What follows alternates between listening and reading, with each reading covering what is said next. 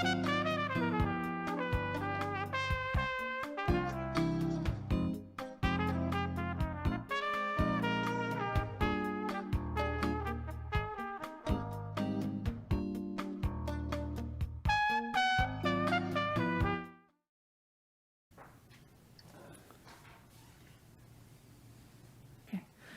evening. It's Wednesday, February 24th, 2021. This is a meeting of the Finance and Facilities Subcommittee. We are meeting in a hybrid model today using a remote meeting application provided at no cost to our district. Ms. Abel, can you start the closed captions? Are they flying? Okay, thank you.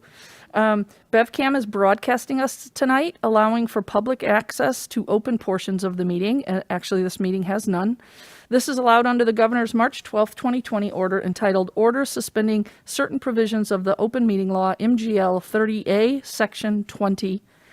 This order specifically suspends the need for a quorum and the chair to be physically present and asks our body to use technical methods to allow safe public, to allow a safe access for the public. We would encourage viewers to utilize BevCam streaming options this evening, if possible. We're also trying a captioning tool, while a longer-term better solution is created citywide. Okay, so this evening we have in the room the members from the school committee that are on finance and facilities. We have Jean, our business officer. We have Dr. Chirocek. We have our guest speaker, Dan Keefe, the athletic director, and Betty Taylor, the high school principal. And online we have two members of the public who serve on this committee. I have not seen the third join yet, but I'll keep my eyes open. Paul Manzo and Lindsay Ducharme. We also have City Councilor Todd Rotundo. Also online we have Dana Cruikshank, head of school transportation. I don't think I missed anybody. Okay, so normally our first order of business is to approve a set of meeting minutes from our previous meeting. We're having some problems with the stenographer, and so that will not be happening this evening. Rather, at our next meeting, we'll approve probably 2, maybe even 3 sets of meeting minutes. Okay, our next order of business is the Buildings and Grounds report provided to us by Mr. Mike Collins, the Commissioner of Public Services. Each month, Mr. Collins presents us with this report. Members of the committee, you should have had that. You should have received that in your packet. And on occasion, Mr. Collins joins us and we can ask him questions live. However, more often than not, we simply review the report and then we talk about it here if anyone has any questions. So this is our chance. Does anyone have any questions on the B&G report for this month? I'm watching for hands online while also trying to have the agenda open. All right, Lindsay, I'm looking at you. Mr. Manzo, I'm looking at you. Any questions? No? Mr. Rotundo? No? Okay, I'm looking in the room. Okay, no questions on the B&G report. Fantastic. And next, it is my honor to introduce and have in our meeting this evening our Director of Athletics, Mr. Keefe. And he has, do you have a presentation? Yes. I have it. Jean has it, right? Okay. So you can just unmute your microphone if it's not unmuted yet, please. There's a little green now on the bottom. And when you want Jean to go to the next slide, just say next or something. Let me ask you, do you, Mr. Keefe, do you wish for us to ask questions as you go, or do you want them to queue until the end? Whichever's easiest for you.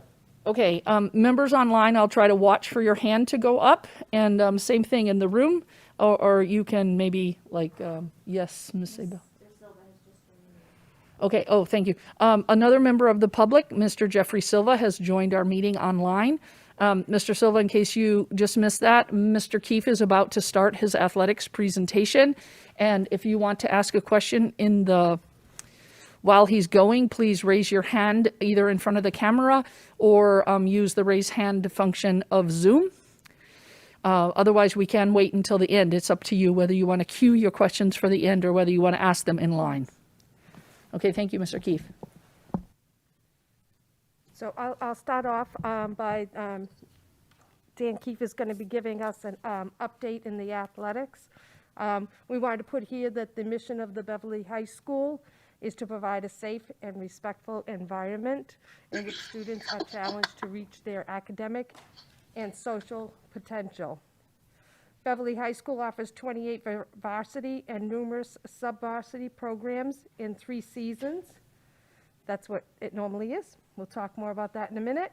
And we are members of the Northeastern Conference Lodge Division, as well as the Massachusetts Interscholastic Athletic Association. Oops. And the MIAA approved 4 seasons this year. I can go through these, Dan, or if you want to.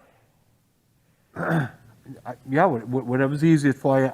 For this year, for September, as you can see, the dates on the seasons changed also. They were vastly reduced, the start and the ending. And that was for all sports. So this fall, we had field hockey.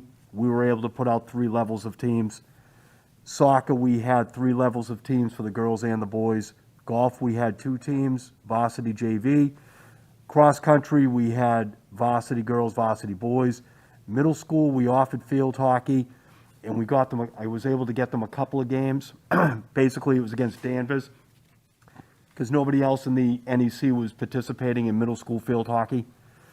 So, and then it was the same thing with the cross country. And I know in reference to the seasons, I had gotten this, so you might find this interesting. For cross country for boys, the league gave us a 5 cross country meet schedule. We got 5 meets in, and there was no COVID issues. We only had to reschedule twice. It was the same thing with the girls cross country team.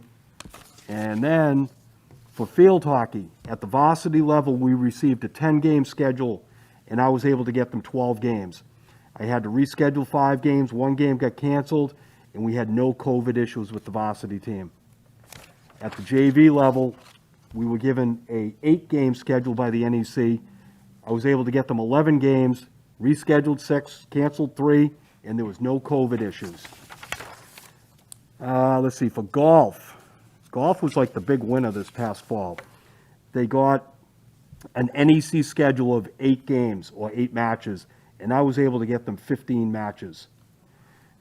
We had to cancel 1, we rescheduled 2, and we had no COVID issues. The JV were able to get 6 matches through the NEC schedule, and what we found is a lot of the schools this past fall, and we found it this fall too, was some of the schools were having a hard time putting out sub-varsity teams. That's why you saw the reduction in the numbers with the JV team and the freshman team. And then for soccer, we received a 10-game schedule from the NEC. I was able to get them 12 games, had to reschedule 10, canceled 1, and we only had 1 COVID issue with 1 individual player. And at the JV level, we got a 6-game NEC schedule. I was able to get them 9 games, rescheduled 6, canceled 1, and they had no COVID issues. The freshmen got a 6-game schedule. I was able to get them 8 games, had to reschedule 4, canceled 2, and they also had no COVID issues. The girls soccer got a 10-game schedule. I was able to get them 11 games at the varsity level. Rescheduled 7, no COVID issues. For the JV team, they got a 6-game schedule. I was able to get them 8 games, rescheduled 3, canceled 3, and there was no COVID issues. The freshmen got a 6-game schedule. I was able to get them 8 games. 6 were rescheduled, and at the end of the season, we had 1 COVID issue with the freshman girls soccer team. And that's what happened in the fall. So it was pretty busy. We were pretty successful. We got a lot more games than most of the other schools in the NEC, which was nice. And the kids really enjoyed it. And then moving into the winter, and you'll see in the fall season there noticeably volleyball, football, and cheering and unified sports are missing. That's going on right now. That started Monday, okay? And let's start with the winter season. We were able to put out 3 teams for the boys, varsity, JV, freshmen. Girls had 2, varsity and JV. Hockey for the boys, we had 2 teams. We had varsity, JV. Girls, we have the co-op that involves us, Danvers, and Ipswich, which is 1 team. Swimming and diving, it's 1 co-ed team, and gymnastics is 1 co-ed team also. So starting with hockey, the same type information. The hockey was interesting. We got a 10-game NEC schedule. I was able to get them 12 varsity games. 8 were rescheduled. We had 1 canceled. We had 1 COVID quarantine issue in the beginning of the season. So it pushed us back a little bit. Between the 3 hockey teams, and this is where it got really interesting, we used 11 different home ice rinks. And that was for games and practices, because typically we play at Endicott. Endicott didn't open up this year. So what I did a lot of the time was when one other school went into COVID protocols, I was kind of like a vulture. I would swoop in and take their ice time. And the rink managers were great because they were still getting their money. And I would, so that's why we were all over the place. We were in Haverhill, we played at Haverhill, McVan and Peabody, Essex Tech, Kaskabooski, Saugus, Lawson, Winthrop, Talbot up in Gloucester, LeConte in Medford, Graff is in Newburyport, Mass Bay, which is out on Route 1, and it's kind of like a half of a rink, so we obviously used that for a practice facility. We were at the Connery in Lynn, and we were at the Cronin in Revere. And let's see, for the JVs, what did we get for the JVs? The JVs actually had a pretty good season. They got more games than almost anybody else in the NEC. They got a total of, I believe it was 10 games. They also had no COVID issues, but again, we were kind of like nomads. We were all over the place. And then the girls hockey, we received a schedule from the league of 12 games. I was able to get them 14 games, 12 reschedules, 0 canceled. And again, it was the same 11 rinks. And we did have 2 quarantine issues with the girls team. One in the beginning of the season. And some of the COVID things changed with the EEA guidelines from the fall to the winter. In the fall, because we were outside, as long as we maintained that 6-foot distance and the cohorts and all that, if we were playing someone, the Board of Health wouldn't automatically shut down the other team. Whereas we went to the indoor facilities, if somebody on one team tested positive, both teams and coaches were quarantined, no questions asked. And we kind of fell suspect to that with the girls team twice. We had played against someone on the other team had tested positive. Basketball, we had the varsity and the JV. And again, it was a successful year. We got a NEC schedule of 14 games, but right off the bat in boys hockey and in basketball, we lost 2 games right away with the 2 Lynn schools, okay? Because they're no longer part of our league. They're now in the GBL. But I was still able to get the varsity 13 games and the JV girls 11 games. 7 rescheduled for the varsity, 2 canceled. JV, 3 was rescheduled, 2 were canceled, and we had no COVID issues at all with girls basketball. And it was very similar to the boys basketball. So right off the top with the league schedule, we lost those 2 games with Lynn English and Lynn Classical. And we originally started including them was a 14-game schedule at the varsity. I was able to get them 13 actual games. JV got 10, freshman boys got 11. The varsity, 9 were rescheduled, 4 canceled. JV, 6 were rescheduled, 2 canceled. Freshmen, 5 rescheduled, 1 canceled. And again, we had no COVID issues with basketball. And which brings us to gymnastics. We got an NEC schedule of 7 matches, and we were able to get 7. Yeah, and we had 0 COVID issues. With swimming and diving, we got an NEC schedule of 9, and we got 7 because we lost the 2 Lynn schools, and we weren't able to, or I was not able to replace them.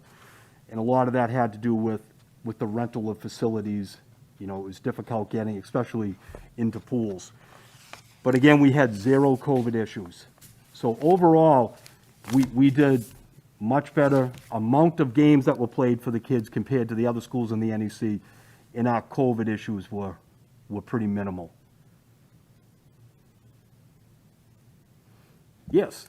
I just want to say thank you for all of that. The scheduling was kind of, I'm just picturing how much work that must have been. And I also just wanted to say, having watched a lot of gymnastics meets, the level of cleanliness and the attention to all the apparatus and everything, it was excellent. And just being able to watch to make sure that families could watch on Facebook Live, it was a great experience, like second to being there. So thank you very much. In my opinion, the unsung heroes of the winter season were Julie Shimana, the gymnastics coach, and Dave Swinson, the swim coach, because at the facilities that they were at, we were not allowed any fans.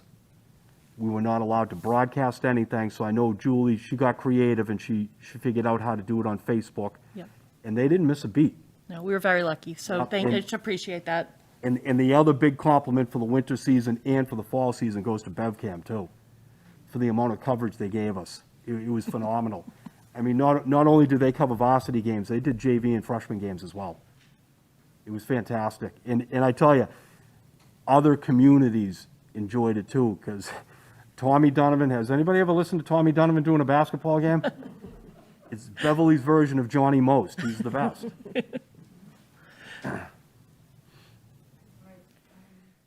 I'm then we're looking, Mr. Keefe, hold one Oh, yeah. second. I'm looking on to my remote participants. Any questions while we're paused here for Mr. Keefe? Okay, thank you. Okay, which rolls us now into the fall 2 season, which, interesting enough, that's the new season, and it's turning out to be the longest season that we're going to have this year. I mean, it's kind of crazy. We've never had this season before, and it's the longest one. So as you can see there, we have football, cheering, volleyball, and I'm sorry, indoor track, which indoor track, the biggest adjustment will be with them, because we're not going to be doing it indoors. We're going to do it outside. And the EEA sport modifications through the MIAA on all of this stuff is changing daily. It's unbelievable. I read, again, the cheering modifications, and by the time I even finished it again yesterday, new modifications came out later in the day. It's crazy. So for track, we're going to run everything outside, except for the shot put and the high jump. We'll do that in the field house. But that is the biggest modification to anything. In football, the big modification for them is when they have a game, they're only allowed to dress 45 kids. That's the biggest modification. In volleyball, what I'm probably going to wind up doing with volleyball is play freshmen on a separate day. Because again, in the NEC, I think there's only 3 schools that have freshman teams. So I'm going to be kind of struggling to get games, but we'll get them. They might be playing, Salem 3 times, but it's still games. And that's what, at the end of the day, that's what this has been about this year. It's getting these kids out there participating and competing, because they need it so badly. And the track, we have our schedule set. For the most, I think football starts, their first game is in the vicinity of, I don't have it memorized off the top of my head, but I think it's March 17th in that area right there. And I believe volleyball starts on March 4th. And indoor and outdoor track is around the same time of the 17th. And they'll get 4 meets. Volleyball has a full schedule of, at the present time, I was able to pick up a couple of more schools. So I think right now I have them at 13 or 14 matches. Yep. I'm going to apologize in advance for this question, but there's quite the community uproar right now about our fall 2 sports being expected to, some of them, go outside to practice. And so it's a 2-part question. Part 1, did those sports, were they able to practice in the fall the MIAA said they could practice out of season, so they did already get some practices, right? Volleyball and football practiced during the fall. Okay. Well, football was outside, but it was all done, correctly and all that. Volleyball was able to practice indoors. Okay, and so now that they want to start practicing now, Yep. and there's still snow on the ground, could you please speak to that? I said I apologize in advance. no, That no. is quite the hot question Sure. today or yesterday when they were supposed to start, or the day before as I look at my calendar. And, our turf field, which is a whole controversy in and of itself with the money to replace it, has not been plowed. So,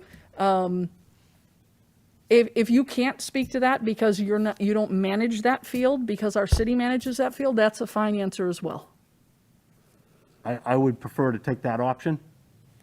Okay, so I will speak into the microphone very clearly and explain that the turf field at Beverly High School is managed by the city because however many years ago, we received a grant to put that turf in, and part of the conditions of the grant were that that field becomes the city's property, not the high school's property. It is my belief, it is my understanding that the field is being worked on being cleared if it is not already. Yes, Dr. Trocheck. So I'm just going to speak out. I had an opportunity to talk with Mike Collins earlier this week because the question Betty and I had this conversation around the same thing, and he stated to me that one of the challenges was not only is there snow on the turf field, but there was ice on the turf field, and therefore you can't plow ice and it would really damage the field. There's concerns about, we put a lot of effort into resurfacing the track that goes around the field, and there was concerns about some damage to that if we were to mechanically clear the turf field, as well as the fact that the forecast was for some quite warm weather this week, and the natural melting of the snow is a far better way for it to go. A fourth consideration was that if you were to plow or clear that field, you would create piles, which would then take longer to melt and may exist all the way through the season and get in the way of other opportunities for other activities, whether it's the phys ed classes or any of those things. So it was looked at, it was examined. I think that the decision was made. Let's see how how nature works in our favor over the first few days. I made the comment to a couple of people. I watched the football game when the Patriots cleared a little spot to kick that field goal. So football sometimes happens in the snow, I think.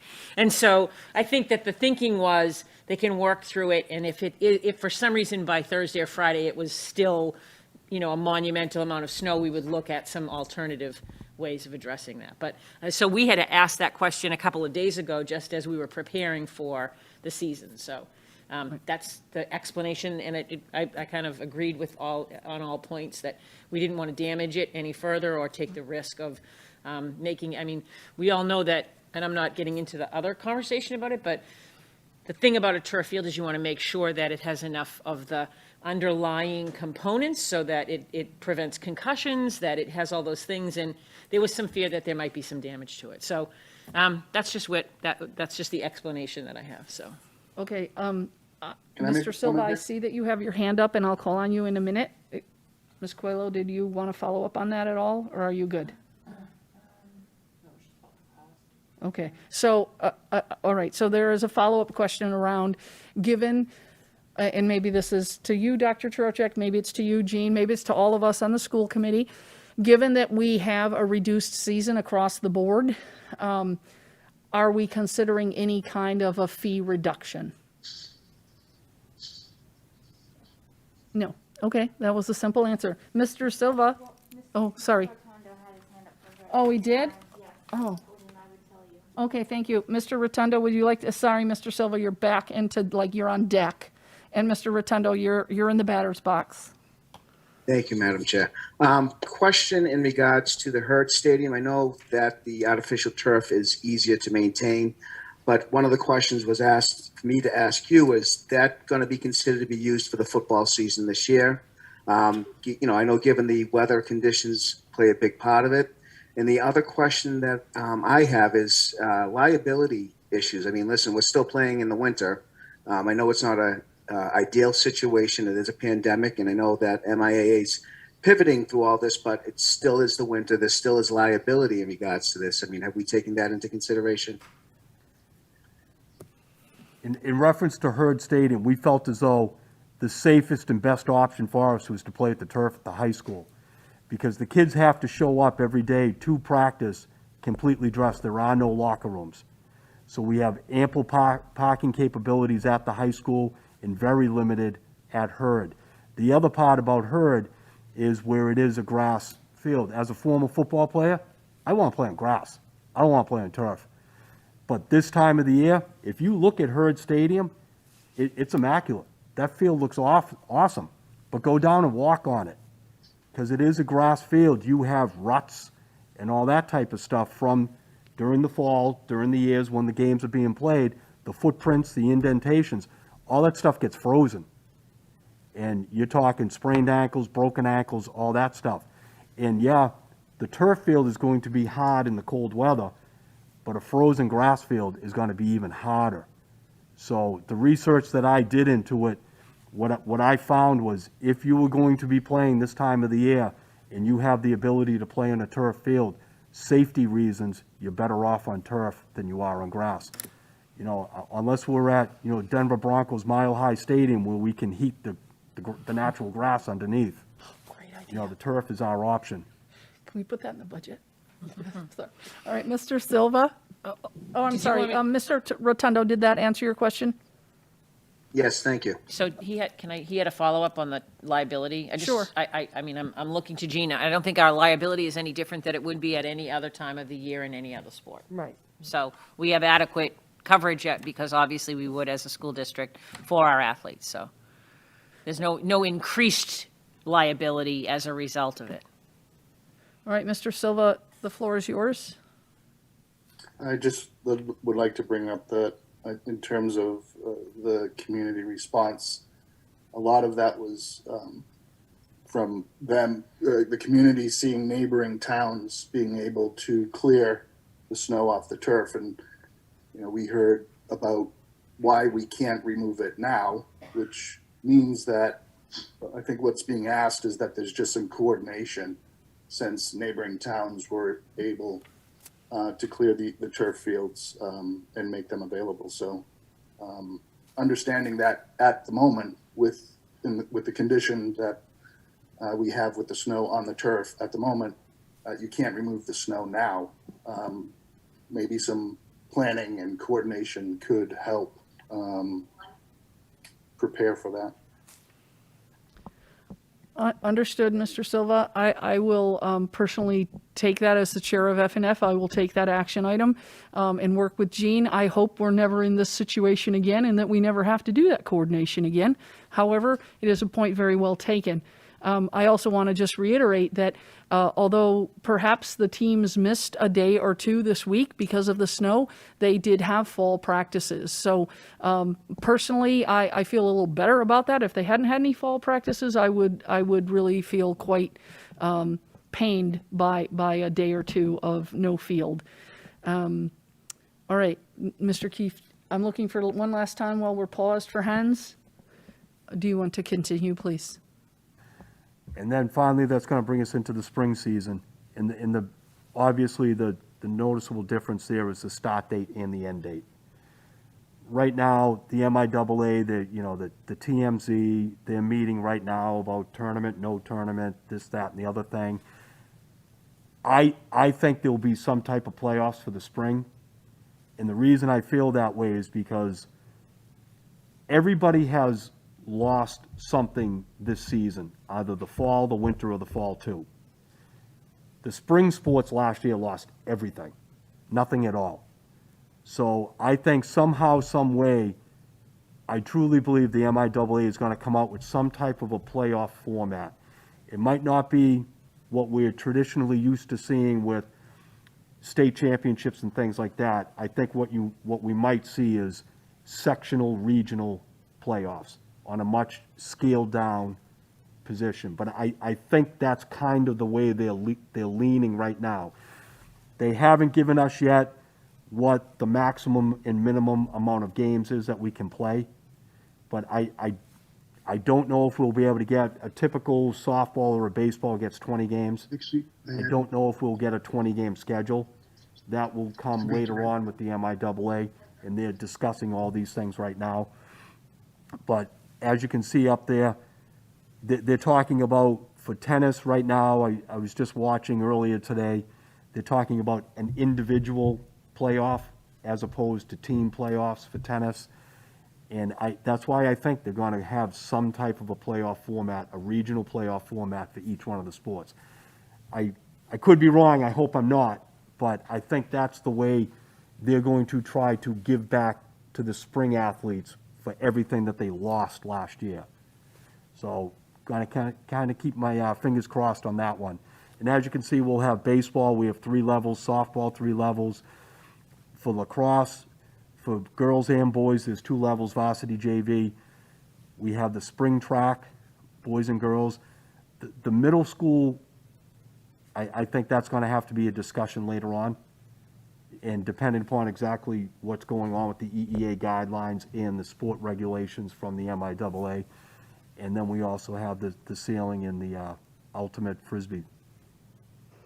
All right, I'm looking for hands before I call on myself. Any questions on the spring sports schedule? I see none. Mr. Keefe, is that the hope of having some kind of a playoff? Is that why the date is so far after when we get out of school? Yep. And as you notice too with those seasons, as soon as one's ending, the next one starts the next day. So it's been a lot. And what my oversight on the fall 2 season, what got omitted there was the unified basketball. We are doing that right now. Okay. All right, any other questions on this slide before we go ahead? Oh, Mr. Silva. Mr. Silva, you're on mute. Wondering about wrestling? Wrestling. That's a great question. So where wrestling stands right now at the state level, and first of all, wrestling is the antithesis of social distancing. So what they're talking right now is they're, and I hate using this phrase, they're kicking the can. They just keep kicking it to the next season, to the next season, to the next season. Well, they're running out of seasons now. And right now it has been kicked to the spring season. And what they are talking about doing is putting the mats outside. And we would have wrestling outside, which would work, but the problem with that is we'll have to get tents. Because if we put those mats out in the direct sunlight and kids go on them, they're going to get burnt because they get so hot. Are there tents? Tents do exist, right, with the funding that was provided? We'll definitely, if that's when the season is going to happen per the MIAA, we'll make it happen. We'll do whatever we have to do to get it done. Yeah. I think the question, Mr. Silva, correct me if I'm wrong, is that did we as a district already buy some tents? We have talked about it previously, but have we actually already purchased them? We have some, I don't know if they would be the right specifications for this, but we would procure whatever we needed to. We would manage to make sure we have what we need to do to make it run. Fantastic. All right, any more questions on this slide? Mr. Keefe actually brought a plethora of information. So, and we do have something else we have to vote on at the end, gifts to schools. Yes, yep. The committee does have the MIAA and the EEA restrictions, limitations, and modifications in their files. I'm not going to open up each of those, but each of those are links that people can go out to see, and these would be the links that were available when I was putting the document together with Mr. Keefe last week, and as he spoke a few minutes ago, it's ever changing. So I did grab it off of the mass.gov, the MIAA and the EEA websites. I have here the athletic participation for fall and winter. So we're showing FY 18-19, 19-20, and 20-21, just for the sports in the fall and the winter that we've had this year. So no fall 2 yet. So this is for review. If anybody has any specific questions, I don't know if we want to go through in detail on all of those and be able to hit the other topics, but that was a question that was asked about participation. All right, I'm looking quickly, any quick questions on this particular, anybody want to talk about? The next thing that I have is the revenues. So the fall revenues estimate is $48,945, and the winter revenues is estimated at $33,779. That does not include fall 2. Just wanted to remind the committee that we did not charge for middle school sports in the fall season. With the decrease in enrollment, it has impacted the revenues. From my notes here is that I do plan to meet with Mr. Keefe and his senior bookkeeper to talk about the funding, what we're going to have. We did have some money in our revolving account to offset some of the shortfalls, but we'll need to be meeting to figure out how much shortage, because even with the reduced, you have the same amount of coaches, or we have coaches, Dan knows that better than myself, but that's what we're going to dig deep into to see what we may need to put in. And it may be it's coming out of the appropriated, not the revolving, so I did put that together. I'm sorry, Jean. So for instance, if we went back a slide and we saw that a given sport was down 5 athletes, we would do 5 times the number, times what we charge for that, and add all those up, and we would see how much we're behind schedule right now. Right. The other thing is that I didn't really dig deep into, because I was not able to meet with the senior bookkeeper, is what about scholarships? So as people were not working, that we may have more people that qualified for scholarships, and that's another offset that could have happened. So Mr. Keefe and myself will be working closely to figure out what are we going to do. Obviously, we will not have a negative in our revolving account at the end of the year. Hopefully, we have some kind of surplus and able to pick up any shortfalls where we have some savings in other areas of our budget. Fantastic. I'm looking for hands, otherwise we're going to keep going. The next item is I asked Mr. Keefe to just briefly discuss the athletic trainer. As you know, we went into a contracted services format versus having an employee, one employee. And he informed me that we are continuing contracting with Professional Physical Therapy for the services for FY 2021, and I believe that we're planning on using them for next year. Are we planning on using them for the next year? I mean, we're Oh, yeah. planning on continuing. Absolutely. This Yes. format versus having an employee on board. It's worked out very well.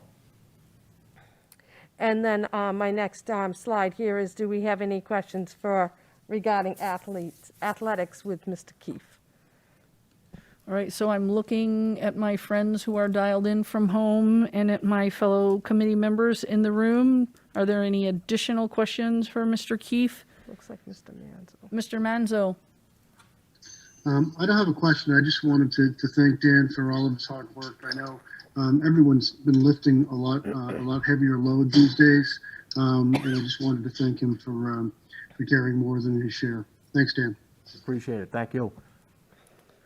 Yes, I'll pile on that. I had a son who was fortunate enough to get to play fall soccer, and I think I said to you one day at the field, outside the fence where we were allowed to be, far away from everybody else, every game they got in was a blessing. And I know it was controversial at the beginning of the year, and there were some people who really didn't want us to vote to let the children play. So I loved hearing, I appreciate the fact that you brought the COVID numbers with you.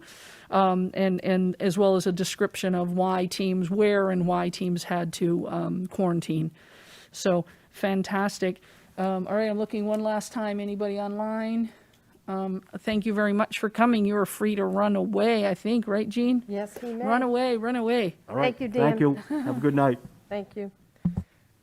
The next item that I have on my update is transportation reopening guidance. So we received guidance on February 11th that the department has released updated guidance, and they're talking about, they worked with close consultation of the DESE with medical advisors, in talking about bus safety. In the coming weeks, they'll continue to work with these advisors. The department's goal is, with the transportation update, is to help districts return more students to full-time in-person school this spring. And as you know, we're hearing the commissioner's going to be discussing other things. We've heard the governor this week. What we plan to do in the administration here is to review the guidance and review our current transportation procedures to see what we can do, what we can, and of course, I'm going to be waiting to hear what Dr. Shirokchak says about the class time, academics, and who we can transport. But right now, we're not, we're reviewing everything, we're taking the guidance, we're reading the guidance to know what we can do, and of course, we'll do everything with the children's safety at forefront. Dr. Shirokchak, was I supposed to say anything else? Did I No, cover? I think the only other thing I would add is that at this time, just for the record, I think the changes in transportation are going to be significant impact for the rural and more regional school districts. But at this time in Beverly, we are already transporting everyone that we have a mandate to transport. So while the guidance would help us in other areas, until such time as we make a switch, and the one that it would impact it the most would be at the middle school, where we would have, if we were to have a full in as opposed to cohorts, right now where the guidance is helpful, but it doesn't make a major change to us. But it does allow us to think differently about what we would do. Thank you. Okay. Jean, do you want to just stay in this order, or do you want to go in reverse order so we get the voting out of the way? You think we got plenty of time? Yeah, I mean, I think we have, so my next thing is just talking about the financials, so I'm going to stop sharing.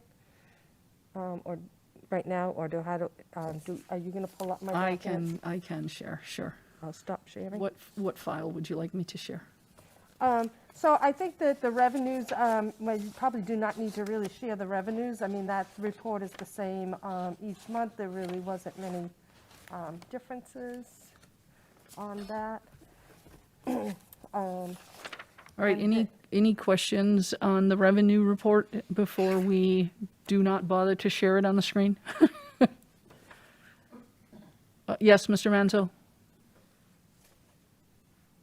Just one quick question. I noticed the only real change is an additional $25,000 in special ed tuition. Is that coming out of actual tuition, or is it being drawn from the revolving account? On what account are you looking at on the revenues? So on the revenue sheet, the only real change I saw was an additional $25,000 on special education tuition.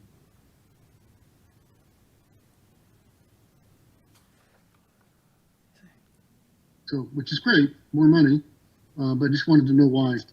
Oh, on the special education tuition? Yep. I can barely hear you, I'm sorry. So the special education tuition is, Ms. Belansky informed me that we are going to be contracting out some services that where our teachers are going to be providing services to students in other locations, and therefore we have an increase tuition. It's really not a tuition, but we're income for services we're providing. And I hadn't included that. I had only included tuitions. Thanks. You're welcome.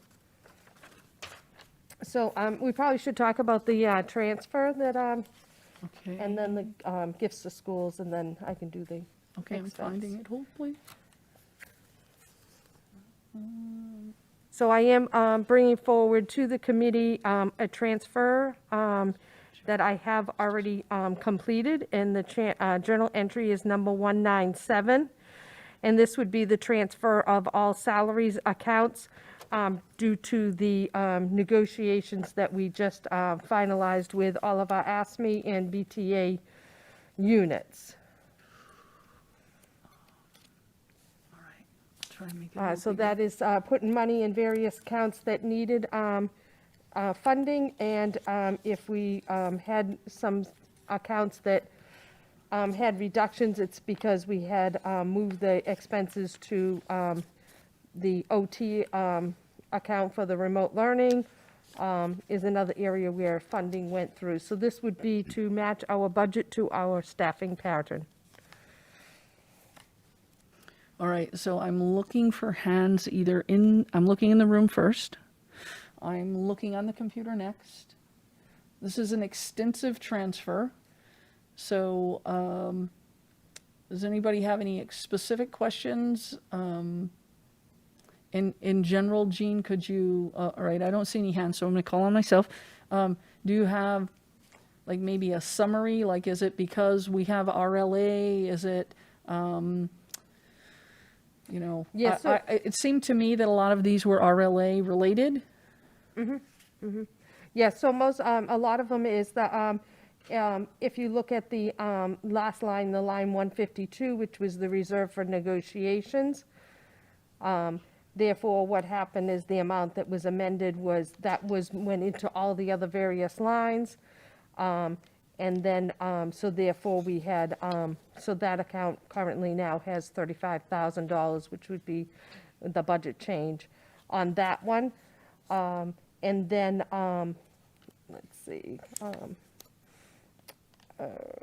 I mean, other than that, it's really pretty much, if we had, this was all to adjust based on increases, and if there was any step increases that I missed on the first one. But it would be all salary accounts. Okay. I'm looking for a motion to accept this batch of transfers. I have a question. Absolutely. I'm sorry, Mr. Silva. In general, in terms of is there an overall increase? What's the overall increase or decrease with the transfer? With the transfer, so it's transferring from one account to another. It's not I have just an overall, it balances it out. So therefore, some accounts I had to put money into, other accounts I had to take money from to balance out what the journal entry was. The significant part of it is most of the money that was into the,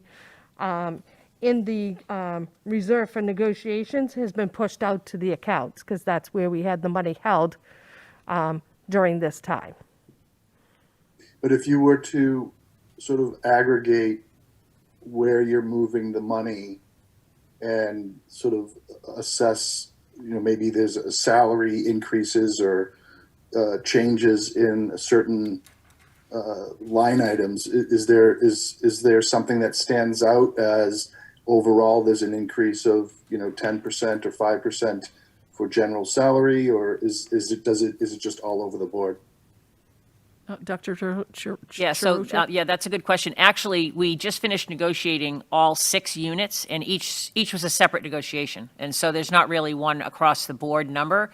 It was individual negotiations with each unit, and as well as accounting for column moves for the professional staff and the step moves for professional staff. So we were in the midst of negotiations, so we didn't make some of the increased changes at the beginning of the year, but we knew we had to go back and pay them all the way back to the beginning of the year. So there's not an individual number for each, and it's not an increase in the budget. It's just a reallocation of the resources to match the negotiations that we made. Does that So answer? it's a net zero change? Yes, there's no increase. It's a zero change to we're not using any more money. We're just reallocating funds into the correct accounts to cover the negotiations that we did. Okay. All right, I'm looking again. Any other questions online? Lindsay, I lost you off my screen. Oh, there you are. Any questions? Are you good? Okay. In the room. All right, so I'm looking for a motion to accept this batch of transfers. I'll make that motion. Thank you, Ms. Coelho. A second? Second. Thank you, Mr. Robinson. There's a motion on the table. There's a second. Any further discussion? We're going to do a roll call vote because we have remote participants. So we'll start in the room. Ms. Coelho? Yes. Ms. Robinson? Yes. Online, Mr. Manzo? Yes. Mr. Silva? Yes. Ms. Ducharme? Thank you, yes. Haha, I've been practicing. Myself, yes. Todd doesn't get a vote, does he? Okay, thank you. Okay, so that vote passes 6-0. Todd, thanks for coming, but you don't get to vote. I feel bad about that. I feel a little guilty, okay? We talk about that every meeting. Yes, the next is our gifts to schools. Hold on, we'll bring that guy up. Gifts to schools, here it is. Jean, do you want to talk to this, or you want Sure, me to talk to it? so the gifts to schools that we received this past month is $1,204.14 from Life Touch to go to the Beverly High School for general use, and $75 from Luder's Environmental Gift, which is for general use, and that goes to the district-wide. So we're looking for approval of accepting $1,279.14 in gifts to schools for the month of January. Would someone on my committee like to make that motion? I'll make that motion to approve. Thank you, Ms. Robinson. I will second that motion. Thank you, Ms. Coelho. There's a motion on the table in a second. Any discussion, questions? My favorite line of the night, who would say no to free money? Here we go, we're a roll call vote. Ms. Ducharme, Yes, please. Mr. Manzo, Yes. Mr. Silva, Yes. Ms. Coelho, Yes. Ms. Robinson, Yes. myself, yes, that also passes 6-0. The last item I have is the year-to-date budget report. And I would, if there's anybody that has any specific questions, they can email me. Pretty much everything is in here. The transfer that you approved is already in place in here and entered into Munis because it was the salary accounts. The expenditure report, right? Yes. All right, I'm year-to-date going to share that YTD. real quickly, even though we're not going to look at all 50 million pages. Yes, Just putting so, it on the screen. realizing that we're short on time. The areas that I look at, so I continually meet with the Special Education Department, SP 860s accounts that we look at to talk about placements. We just had a meeting this week, and we heard about two new placements that are residential, and we heard about two students that were not going to be in placements. So it's always shifting from one area to another. I am still looking at the unemployment, which was on page 33, unemployment compensation. As you know, that we moved forward with doing a large transfer at the beginning of the year of $170,996. And that leaves us with a balance right now of $145. And I am looking at the unemployment bills. And of course, contesting anything that I feel that is fraudulent. This week, I did send out an email to all staff members that have actually had their name come up on an invoice to alert them that, we did receive something, that if it was fraudulent, that they did not collect it. So some people are actually collecting unemployment on another job that they had that they've lost. So when I received the invoices, do not know that. So actually this week I sent out an email, and it was to about 30 individuals. And I've heard from quite a few of them, and they explained why. What happens there is I have to fight with unemployment that I shouldn't be getting charged. Not I, Jean Sherburne, that I, the school department, shouldn't be getting charged for that, because if they got laid off from say like a restaurant, that goes into the general pool of unemployment that they handle. Because we are pay-as-you-go or self-funded, we do know each name that goes on unemployment. So I think I reported a couple months ago that we were getting about 30 to 40 requests each day, and that's very time-consuming. What we did find when I looked at it just the other day is that since January, we've probably received about 5, knock on wood that I don't see tomorrow morning 30 again. But that is one of those things that we are constantly looking at. And I do think I have the funds right now, but I am fighting probably about $100,000. So if I have to pay it, we have the money, but if we don't have to pay it, then that would be good. But it is, someone has been definitely taken advantage of the unemployment division. And it is not just a Beverly Public Schools thing. I did have somebody ask me if we got hacked, and I said, no, it's not us. Other than that, if anybody has any questions on the year-to-date report, please email me and I can look into that specific account. All right, we have probably a minute if we had any if anybody, I'm looking online. I'm looking at my at-home members, my city councilor. I'm looking in the room. Fantastic. All right. So I did not write down when our next meeting was. I did. It is, we'll have to all wear green. It is on March 17th at 7 PM. Oh, lovely. Yes. And we have, and that is, I am really quite confident that brings us to the end of our agenda, but that's on another screen, so hold please while I just double check. Yes. All right, please. Yes. So that- I'm not sure what we planned on bringing for a subject next month. You and I have not met yet to discuss that, but if anybody has anything that, specific topics they want us to do, we'd probably be bringing food service back at some point, and maybe technology. But next month, I think it's just going to be a business meeting, and I think it's probably a time that maybe we do have something so we can have time to delve into, some of these figures. More the guts of the budget.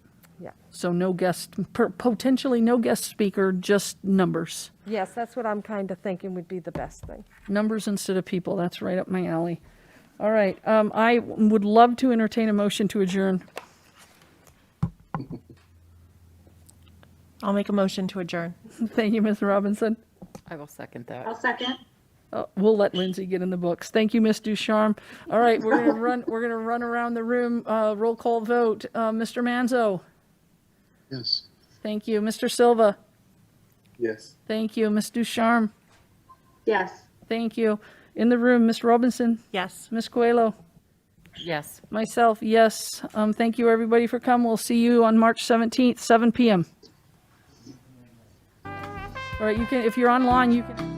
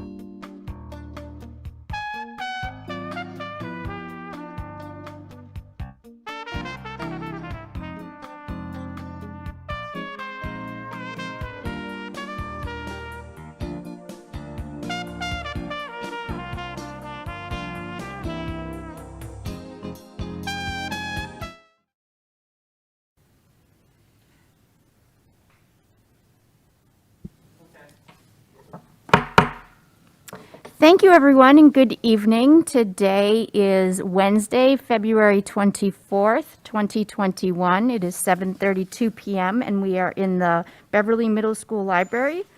We are also on a remote meeting platform. Tonight is Beverly School Committee's Committee of the Whole meeting. We are meeting in a hybrid model using a remote meeting application that is provided at no cost to our district. BevCam is broadcasting us tonight as well as streaming. This ensures public access to the open portions of the meeting, and this is allowed under the Governor's March 12, 2020 order entitled Order Suspending Certain Provisions of the Open Meeting Law, Mass General Law, Chapter 30A, Section 20. This order specifically suspends the need for the quorum and the chair to physically be present and asks our body to use technical methods to allow for safe public access. We would encourage viewers to utilize the BevCam streaming options this evening, if possible. We are also trying a captioning tool while a longer-term, better solution is created citywide.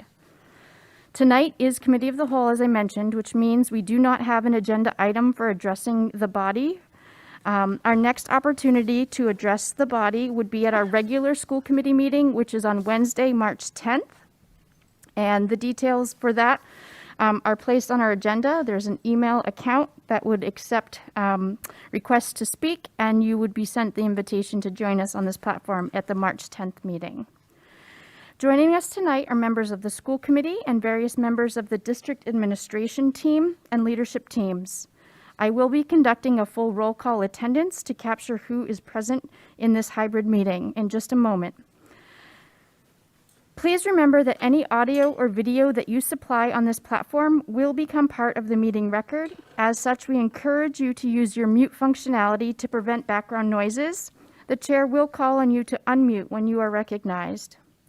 Okay, members, if we could conduct our roll call to confirm that you're able to see and hear each other, and then I will call the other participants after that. So present in the room this evening, we have Mayor Cahill. Here.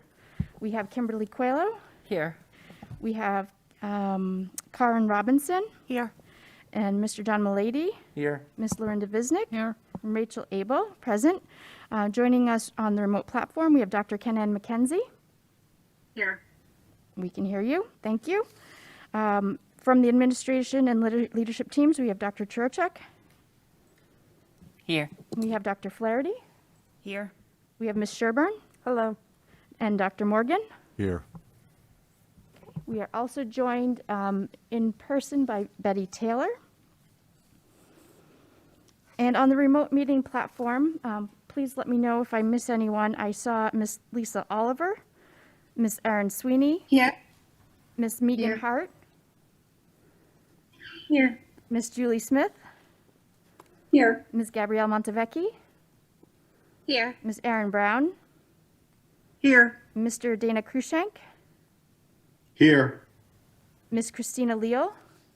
Here. And Miss Caitlin Orlando. Here. Is there anyone that I missed? I'm just checking to make sure there's no one else I need to let in the room. Okay, I believe that's who is on our party this evening. Okay, it's a little bit of a later start for Committee of the Whole because we did just have a facility and finance. We have a rather robust agenda, so let's get started. Since we do have a remote member of the school committee, all of our votes and actions tonight will be taken by a roll call vote. I only anticipate a couple of those. The chair will call the roll in alphabetical order, excepting the chair who goes last. And this evening, if I might ask Ms. Coelho to lead us in the Pledge of Allegiance to get us started.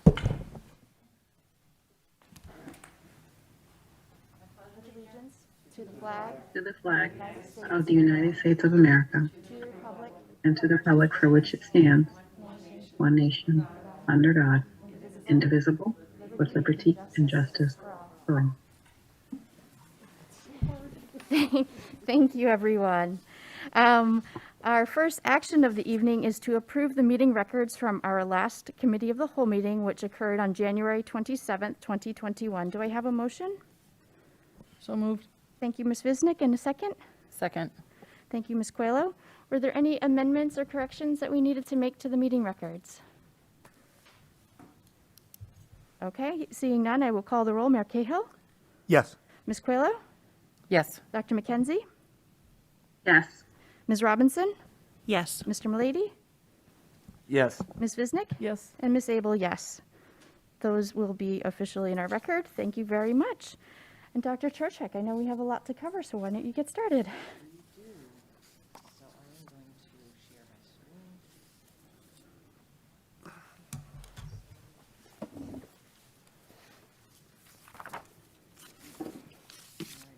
this out of the way because it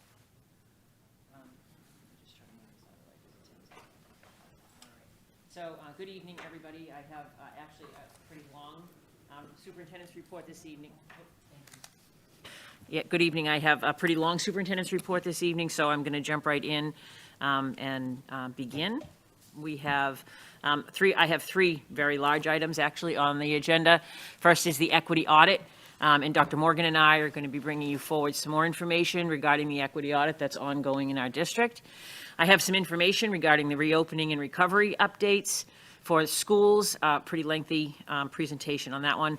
And then finally, just an update on the FY22 budget planning process that's ongoing. So I'm going to sort of jump right in. Dr. Morgan, did you want to start with these first two slides, or are we good to go? We're good to go. Okay, all right, thank you. So as we were working together to peel through the layers of the different areas of the equity report, we began to notice some areas that we felt we wanted to delve more deeply into. We had ideas, questions, noticing, wonderings, things that we wanted to learn more about. So looking at one area would lead us to considerations in another area.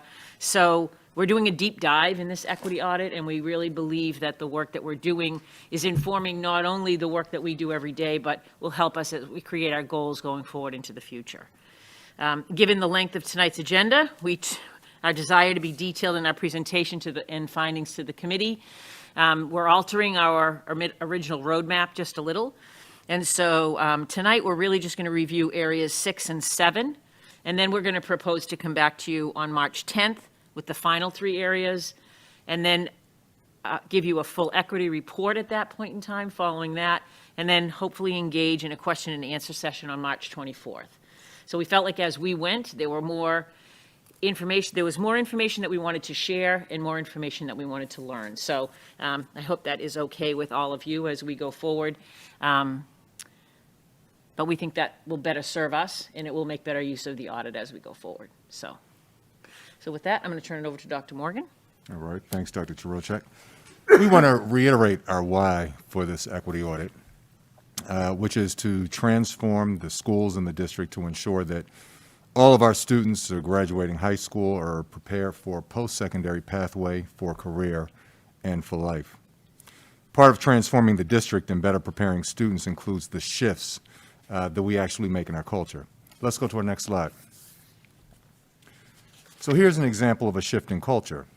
Some may be wondering why the district has now taken an expanded approach to acknowledging and celebrating Black history. Some of you may be wondering and have asked what the district is doing explicitly for Black History Month. Each school is engaged in programming that supports Black History Month. For example, one school is facilitating a book study series on anti-racism. Another is engaged in art integration activities and sketch portraits of Black Americans who have made significant contributions in our nation. A third is facilitating Black History highlights each Friday. A fourth is hosting a 12-hour institute spanning over a few weeks that includes a history of Black Americans and the measures that we can take to combat racial prejudice and create effective tools to address these issues in the classrooms and in the wider community. Across the district, many of our teachers have started introducing literature in the curriculum by African American authors.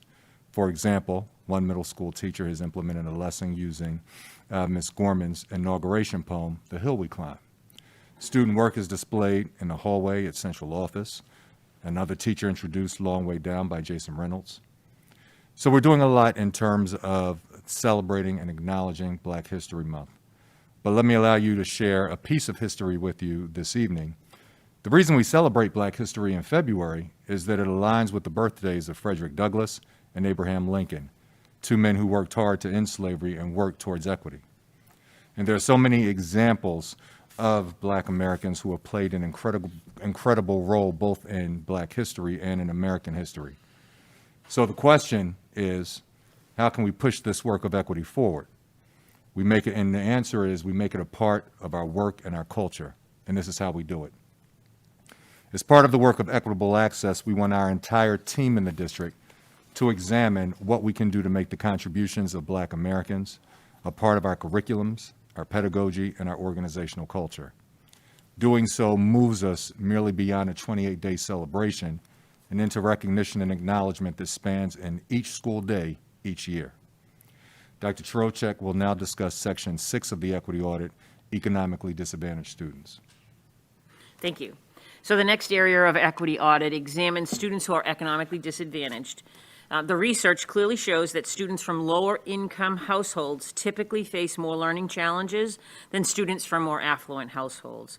As a district, we have a responsibility to not only treat every student equally, but to establish an environment where all students treat each other with respect. In the past 5 years, the metric for measuring economically disadvantaged students has shifted. In our efforts to ensure there is opportunity, access, and equity to all student groups, it's important to consider the programming implications for meeting the needs of this student group and in providing the resources necessary for successful outcomes for these students.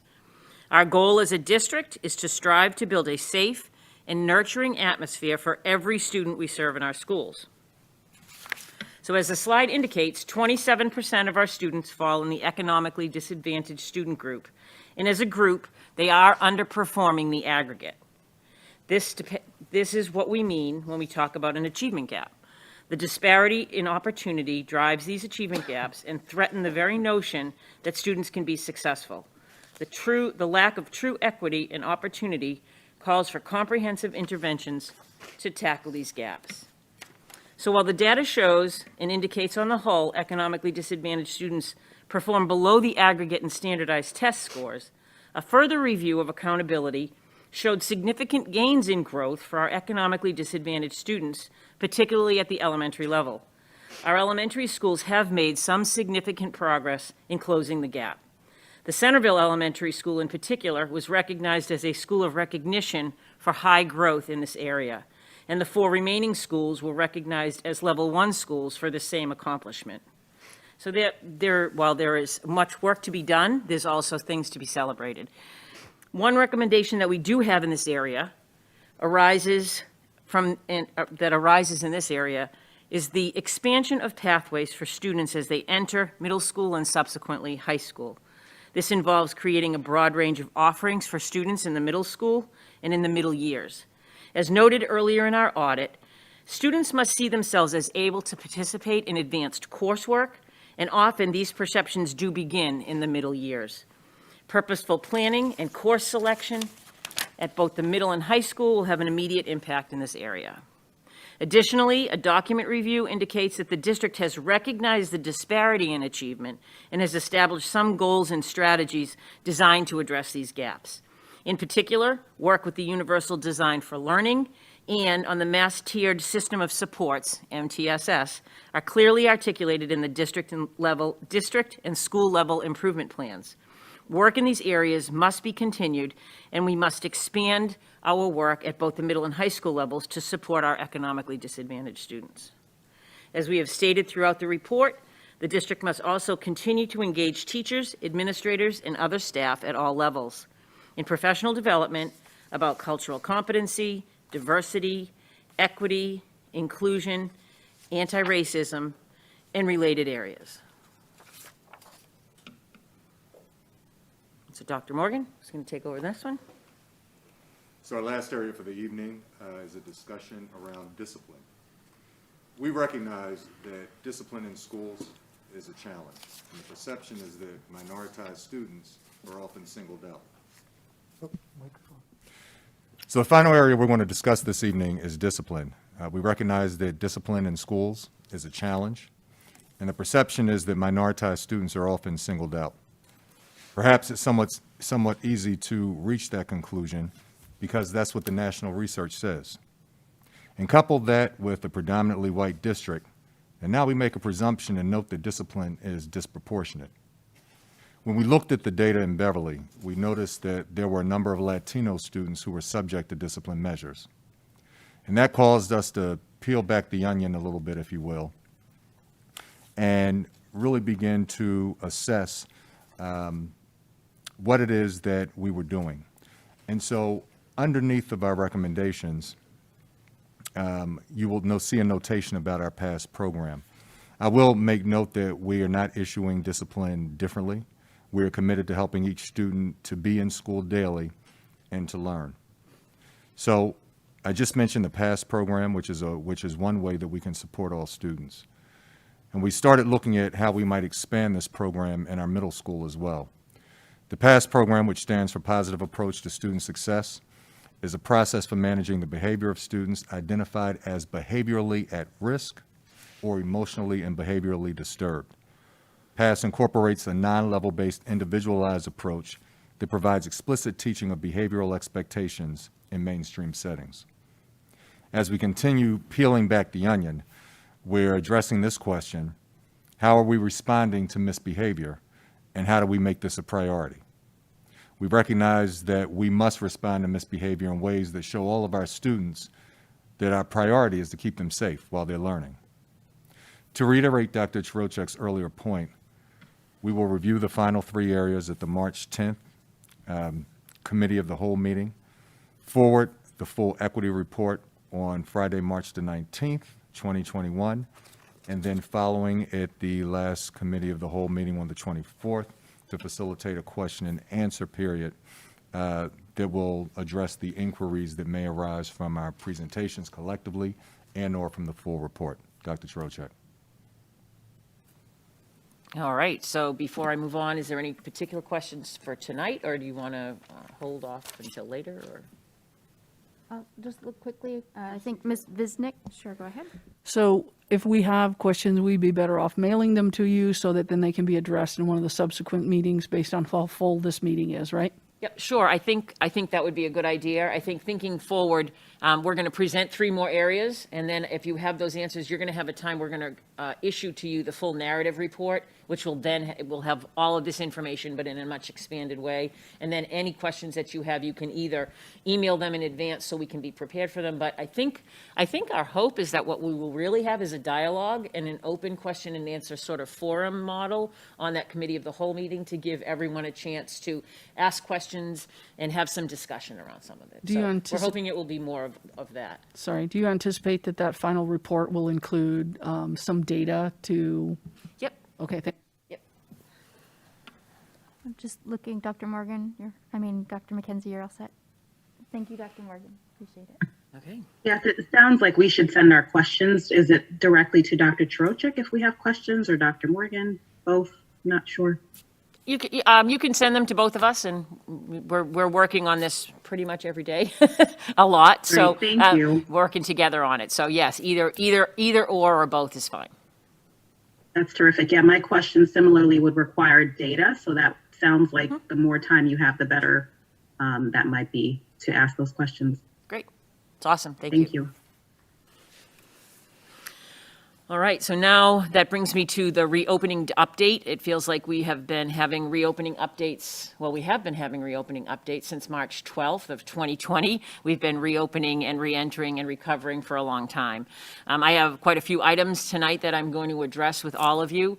The first is there's a new report from the CDC that I'm sure many of you have heard about, which provides some new thresholds in terms of assessing risk in a community, what the level of risk are, and some recommendations around what we should be doing around in-person schooling. I have the COVID weekly health report that's similar to the one that I've been bringing forward throughout the year. I will briefly touch on the transportation guidance. However, I know that Ms. Sherburne presented it already once to Finance and Facilities, but I will give a brief overview of some new guidance from the Department of Ed. I'm going to talk about the work that we have been doing here in Beverly around opportunities for increasing in-person learning at all 3 levels. especially in light of the governor and the commissioner's announcements yesterday, which I'm sure all of you are somewhat familiar. And then I'm going to talk a little bit more about our surveillance testing and our testing plan and vaccinations for staff. So as I said, there's a lot of information that we're going to go through, but I hopefully have organized it in a way that we'll be able to get through all of it. So first of all, as I have been throughout the closure and into the reopening, I'm coming forward whenever there's changes in guidance, whether those changes come from the Department of Ed, the CDC, the DPH, or the Massachusetts Pediatric Association. We've been coming forward and talking about what those changes mean and how they impact our decisions that we're making here in Beverly. I just sort of outlined the journey that we've been on, starting from the presentation of our Beverly Keeps Learning reopening plan in August to the opening of schools in September, on September 16th. We've had continual updates between March 30th and February 24th that reviewed the guidance as it came along. It includes the information from a feasibility study, and I cite that feasibility study because as I speak tonight, we're going to be talking about some things, including distancing and those that were incorporated into that feasibility plan. We've made revisions to our instructional model 3 different times during this school year. First on 8/6, when we made our original decision to open in a combined hybrid and remote model. Again on 9/29, when we shifted from remote to hybrid at the secondary schools. And then finally again on 1/28, when we incorporated live streaming and some concurrent learning into the models that we have going at the middle and high school. I did want to remind, and I know that there's been a lot of communication and a lot of discussion in the community, and I think that's awesome because we really encourage that and want to hear that. Anyone that is wondering, all of the school committee, all of the superintendent updates that have been made since March 20th, all the way through till now, are available on the website. And so if in the community you haven't had a chance to see them or you're not aware of the work that's been done, please feel free to go to the website under the tab that's School Committee and the secondary tab of Agenda Minutes and Supporting Documents. So each one of these presentations that I have done is available there on the website for anyone to take a look at, as well as recordings of the meetings. So I think even the one that goes into midnight. So that's a long one. So tonight I have 2 different areas that I want to just kind of discuss with you. On February 12th, the CDC released a new operational strategy for K-12 schools, and that highlights a phased mitigation. And then also on February 11th, the Department of Ed issued new guidance for transportation. So I'm going to cover those in my report as we go forward. I'm going to start with the transportation guidance because that's actually quite simple. In essence, what the department released was updated guidance. The revisions were made with consultation to their medical advisors and based on air exchange rates, as well as effectiveness of masking. And in essence, what it does is it lifts restrictions for capacity on buses. So up to this point in time, there have been capacity limits on the buses. So a bus that would normally transport 73 students has a capacity of 21 right now. And while it says it doesn't limit capacity, there is one recommendation that there's no more than 2 on a seat. So in some ways it really does. It just allows us to kind of double the amount of students that can ride on a bus at a time. And as I mentioned in the Finance and Facilities meeting, in Beverly, we are already transporting all of the mandated riders that we have in our city. So legally, we're mandated to transport all students K-6 over 2 miles. In Beverly, we are already transporting all of those students. In addition, we have identified a couple of areas in the city where, for safety reasons, we've been providing some transportation, as well as a couple of, as we were able to open up spots, some of the 7th through 12th graders who lived over 2 miles from their school. We're going to continue to review this guidance.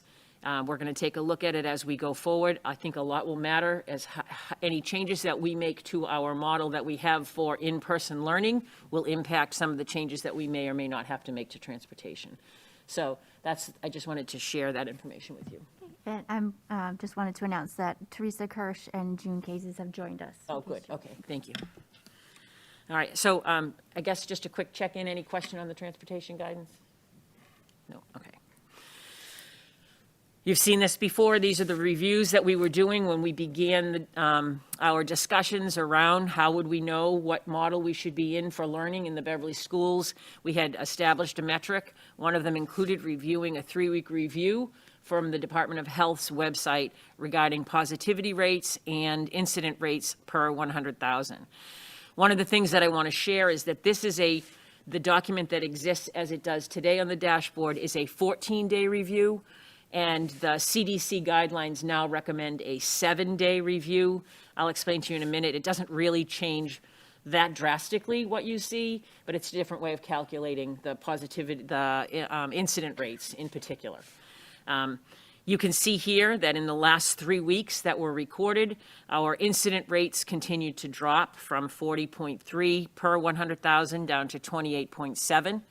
And our positivity rate dropped from 3.05% to 2.19%. So we continue to be trending in a it's hard to say a positive direction because it's a positive on the negative. But we're moving in the right direction. We're definitely seeing fewer cases. We're seeing a fewer rate of positivity, and that's really a great thing. And then I'm sure there's a number of factors that are weighing in on that. So I just sort of wanted to categorize a summary of the changes on the new CDC thresholds, just so that you have that working information for you as you're talking with constituents and considering some of the things that we're going to talk about tonight. The first thing that they did was they collapsed the number of categories. So there used to be 5 levels of community transmission categories, and in the new thresholds, they've collapsed that down to 4. They've also limited the time period used for the indicators. So in the former indicators, as I just mentioned, they used a 14-day span, whereas now they're using a 7-day span. However, when you're translating to the past 7-day cases, the thresholds combine the lowest category with the low to provide new thresholds. And I wouldn't worry about this too much because I have a graphic display that's going to help you with that. In essence, what I really want to say is there's not a huge difference. The thresholds are still comparable, whether you're looking at the 5 or the 4. There's just a collapsing of how they did it. And again, the same thing with the tests of positivity. There's a change in the formula, but we shouldn't see a drastic change from one formula to the other. And you'll see that we didn't in Beverly. So the thresholds for community transmission now look like this. If you are a district that has a 0 to 9 transmission, per 100,000 cases in the past 7 days, you would be considered a low transmission city. If you have 10 to 49, it would be a moderate transmission. 50 to 99 is substantial, and over 100 is a high. Same with the percentages. The percentages, if you are below 5% positivity rate, you're considered low transmission. 5 to 7.9, moderate. 8 to 9.9, substantial, and over 10, high. I just will note, they did change somewhat, that you'll notice that it's called the percentages of NAATs. It just matters how they're looking at the tests but basically it's using a test that measures a molecular or something else. And June and Teresa are on the line. I'm sure they could better explain that, but it's the testing that they're using as they go forward. So that's the change. That's one set of changes. For the record, here in Beverly, right now, our 7-day rate, and I did check with Teresa on this before I came, is 24.13, I don't know if I'm exact on the decimal, but that would put Beverly, in terms of the total number of new cases per 100,000, in a moderate position, right in the middle, actually, because it's 10 to 49, and we're right at about 24. And we are at a 2.19% transmission rate, which is below 5%. So we would be in a low transmission rate based upon this chart.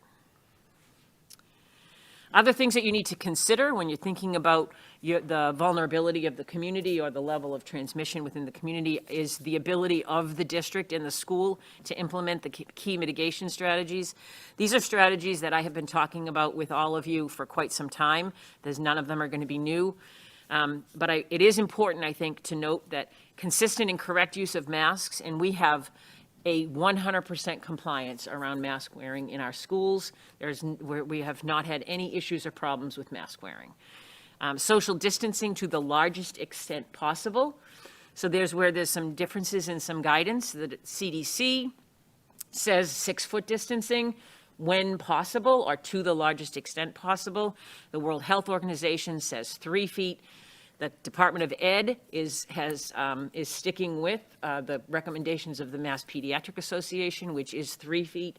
We in Beverly have adopted 3 different models, 2 of them based on 6 feet right now, and 1 at less than 6 feet. So in our elementaries, we are already below that 6-foot threshold.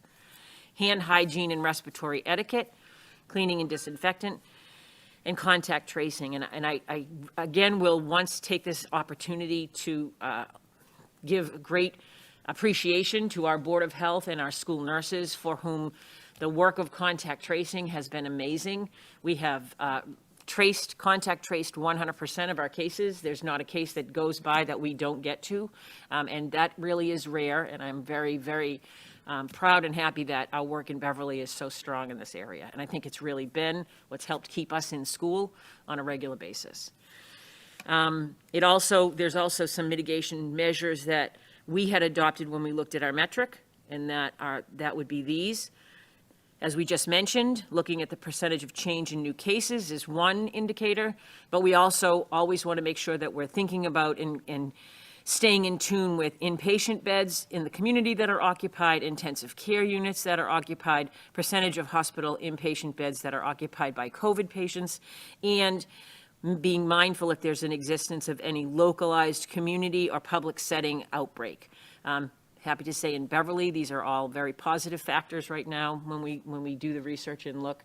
These are all areas that have very positive indications for low transmission in our city. So that brings me to school transmission and what does it look like in our schools. I've reported through the whole months of our opening to you each time. We worked very hard to be transparent in what was going on in our schools and make sure that the community and everyone was well aware of what we were talking about with our cases. So to date, there have been 240 reported positive cases associated with the Beverly schools. This information, I remind you, is available on our website. We do have a COVID dashboard that is updated twice a week by our school nurses. So you can see specifically which school buildings might have had cases that have had outbreaks, or where they all are in terms of active cases versus already sort of completed the period of isolation. So currently, of those 240 cases, 8 of them are identified as active, and they are completing their isolation periods. All of these were considered remote.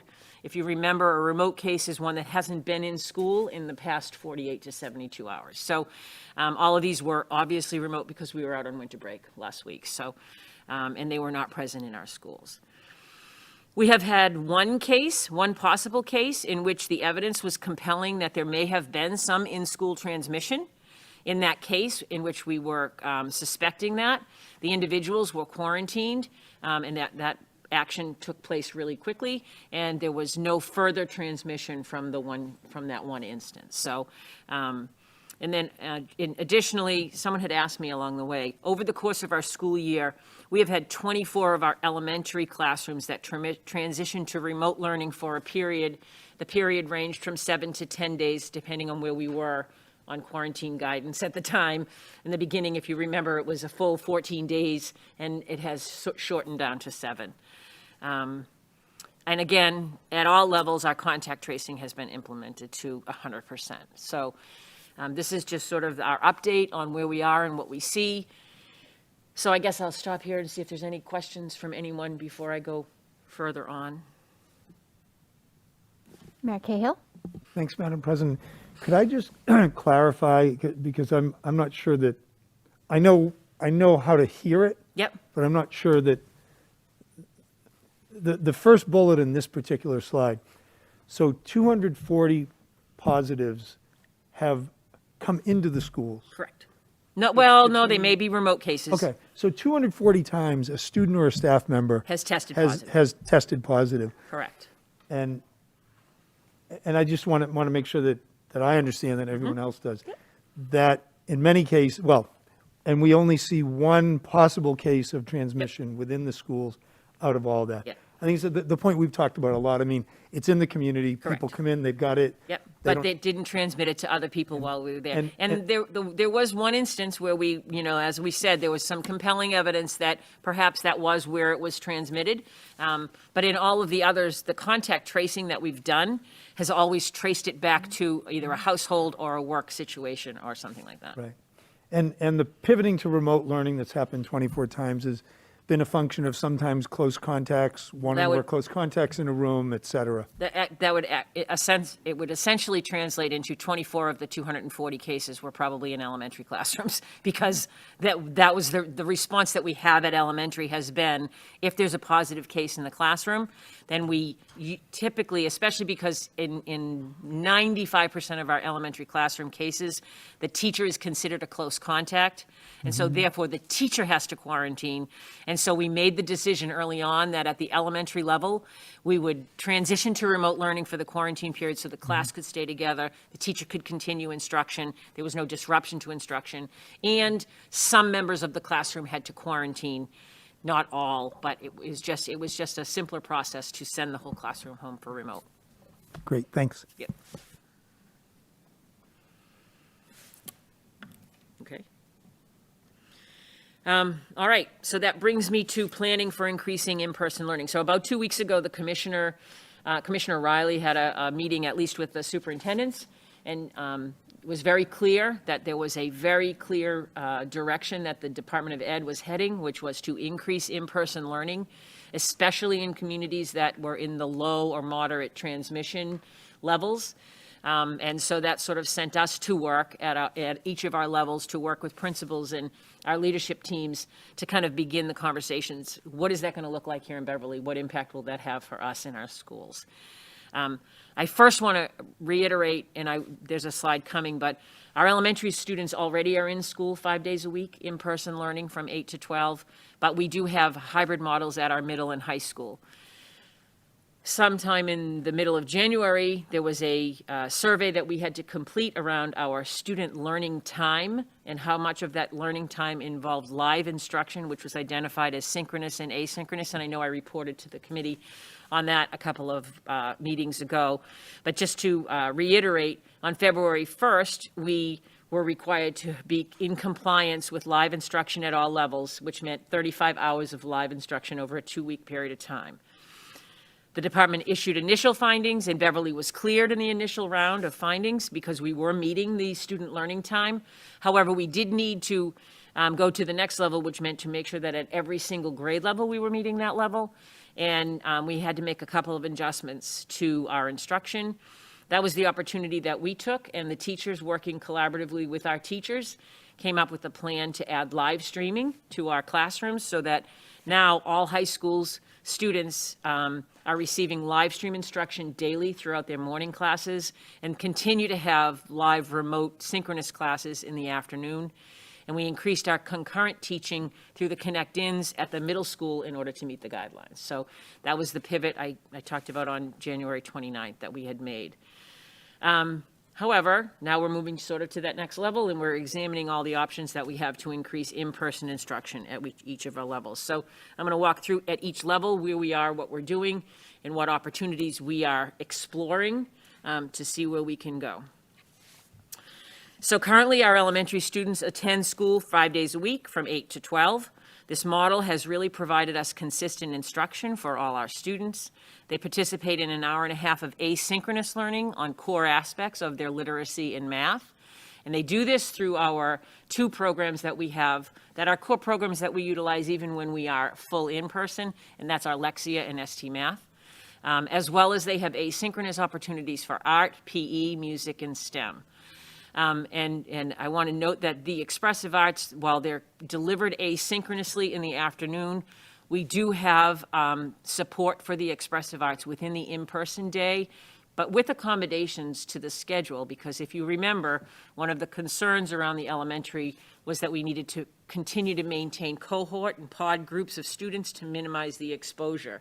And so they can't follow the traditional schedule where one art teacher would see 6 sections a day.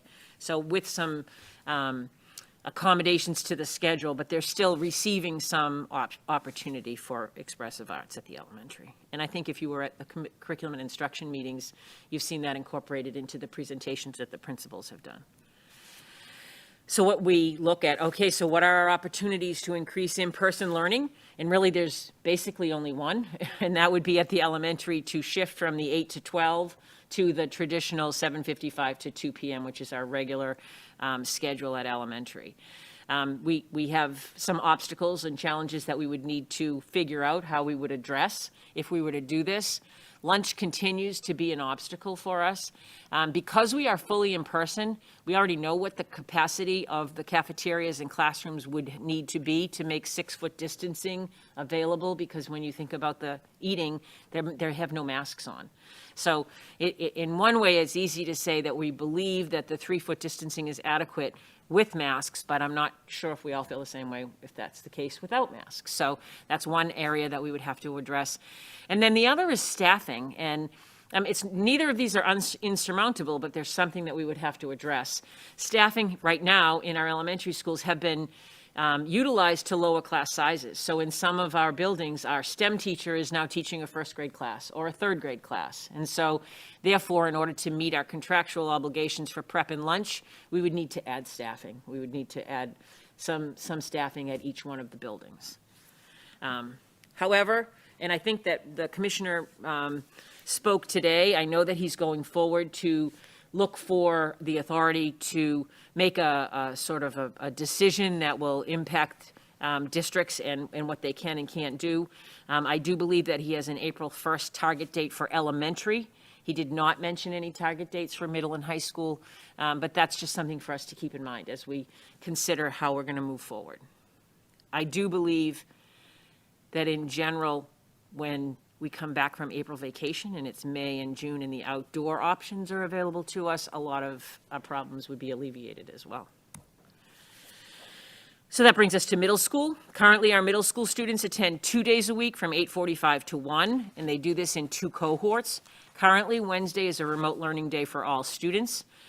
They participate in synchronous remote learning on their remote days, and the remote instruction includes live instruction in core content areas as well as in global apps.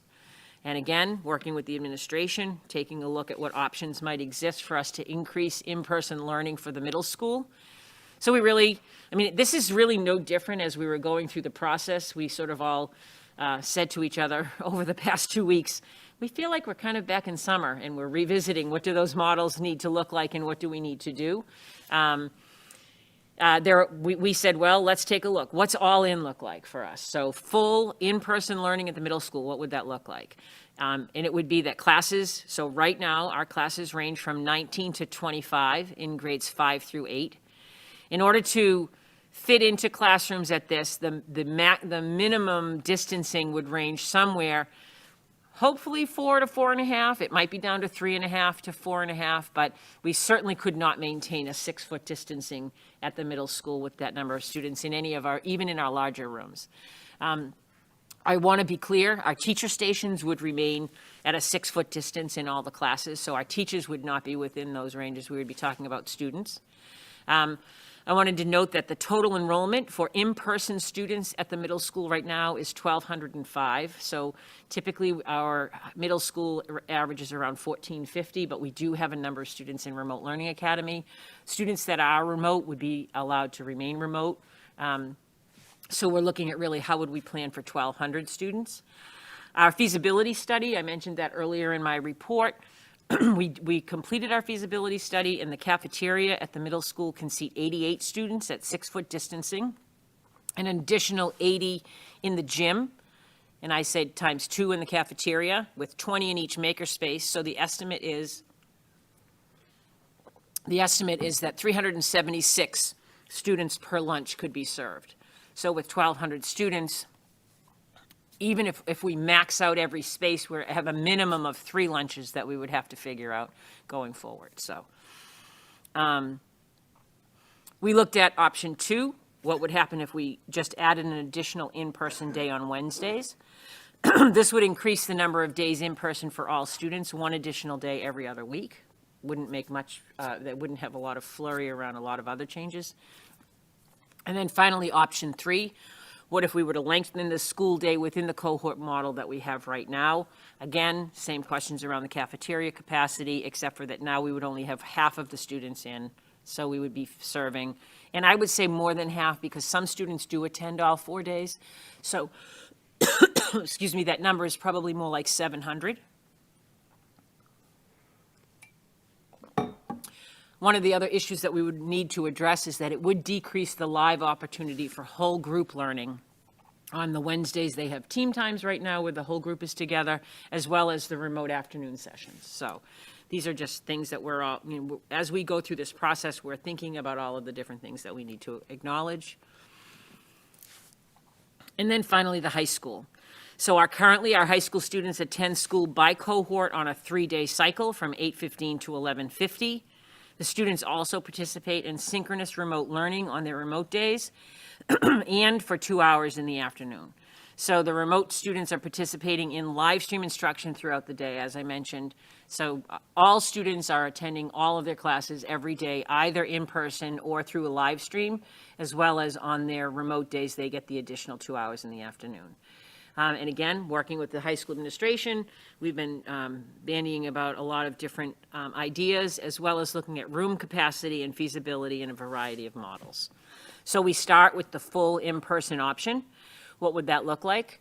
I think that the first opportunity we looked at, we tried to think, how can we do this? Do we just open the doors and they all run through, and how does that work? So we came up with an idea of perhaps what if we were to bring our seniors to school on March 15th, and they would be the only in-person group along with the whatever cohorts were scheduled to be there that day for that week. The following week, introduce the juniors.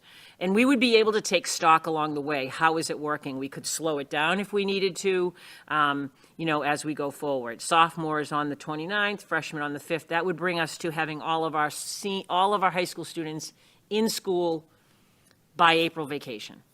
I would strongly recommend that if we are thinking about this at the beginning, we would not be looking at serving lunch, largely because all of our spaces would be utilized to maximize the distancing for larger class sizes. We would maintain that half-day schedule and that students would attend remotely in the afternoon. Class sizes at the high school right now range from 10 to 31. And so they would require some 3-foot distancing in some classes, and we looked at what percentage of the classes would actually be at 3 feet in this model, and it would be about 46%. But others would range from 4.5 to 6 feet. And again, the teacher stations would remain at 6-foot distancing in all classes. That would be what it would look like if we were to shift to a full in-person learning. We looked at an option 2 to collapse the 3 cohorts into 2 cohorts. What impact would that have? It would increase in-person days for all students by 2 to 3 over a 4-week period. Our class sizes in this model would range from 12 to 19. And again, with the 12 to 19, we would still have classes that were below the 6-foot distancing, which is one of the reasons why each time we've examined this as an opportunity for us, we've kind of gone back to the drawing board. And the distancing would range from 4 feet to 6 feet in this model. We could increase it to a full day. Lunch would then kind of cause a little bit of a problem because we would have to utilize some of the larger spaces that we would be using to reduce distancing would need to become lunch spaces. And so that might be challenging. The other idea we thought about with this is to consider expanding to lunch after April vacation, when we can utilize some outdoor spaces for lunch.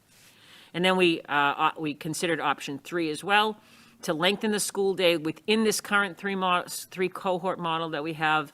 That would extend the in-person day for cohorts. We would likely have to return to 84-minute blocks in this type of a schedule. It would eliminate remote instruction in the afternoon for those students that were remote.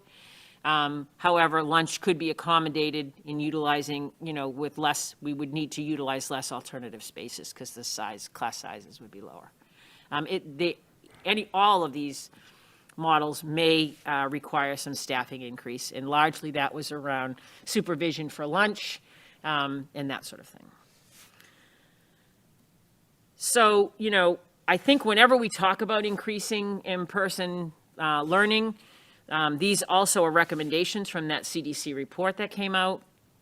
You would always think when schools implement testing combined with the mitigation strategies that they use, gives them the opportunity to detect new cases, to prevent outbreaks, to reduce the further transmission, protect students, teachers, and staff from the virus. And the two types of testing that they recommend, the first is diagnostic testing, which is a referral to diagnostic testing for any student or staff who's exhibiting symptoms or is a close contact. We are already doing this for every single case that we see. And they suggest considering screening testing, which I think is somewhat like the surveillance testing that we're using as a strategy to identify and prevent cases and prevent secondary transmission. They're thinking weekly screening would add a layer of mitigation. So that was the recommendations in the new CDC thresholds. Additionally, they discussed vaccinations, so I sort of wanted to put that on the radar. While they don't consider vaccination a condition for reopening, they do identify the need to give high priority to teachers in the early phases of vaccine distribution. So that is what the CDC said and the conversations that we've been having at the leadership level and thinking about and weighing the different options that may exist for us. I do want to add, we are in partnership with the city, once again conducting surveillance testing for our city employees and our families on February 25th and 26th at the Beverly Middle School. The city of Beverly is also offering testing to the community at large. On Saturday and Sunday. It's a drive-up administration at the Beverly High School parking lot, and I believe any member of the Beverly community is welcome. Mayor, is that correct? Again, Cataldo Ambulance will be administering the testing with the nasal swab PCR, and the data, again, will be entered into the Maven dashboard and collected by the Board of Health, and so that would ensure that contact tracing takes place and all of those things. And the district's committed to implementing these opportunities for staff and families regularly. However, I think moving forward, and I did take the opportunity to discuss with Mayor Cahill today, as we consider full in-person instruction at the high school, the opportunity would exist that we would implement some weekly surveillance testing for students and staff. I think in our last meeting, if you were following the school committee meetings regularly, you'd know that we talked a lot about pool testing and the opportunity for pool testing. We in Beverly, I think in looking at our situation, felt like the surveillance testing was probably a better fit. And I think that moving forward, as each grade was identified for reentry, we would offer some voluntary weekly training, weekly testing. And then I think I just finished with also, and this is more for our school staff to be aware of and for you as a community to know, that in partnership with Beverly, we are exploring all of the options so that if we're hoping that whatever and whenever eligibility is deemed for our teachers and educators and members of our school community, that when we have access to vaccines, we want to work to set up an opportunity to provide rapid and immediate access to our school staff to those vaccines. So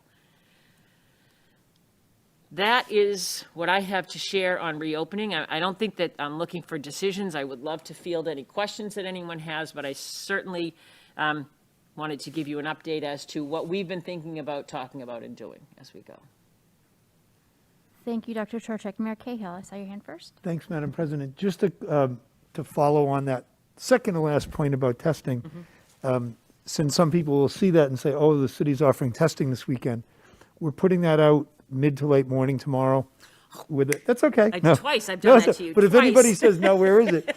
So we're putting out both social media and then one of the robocalls mid to late morning tomorrow. And those clinics will be about 600 tests each.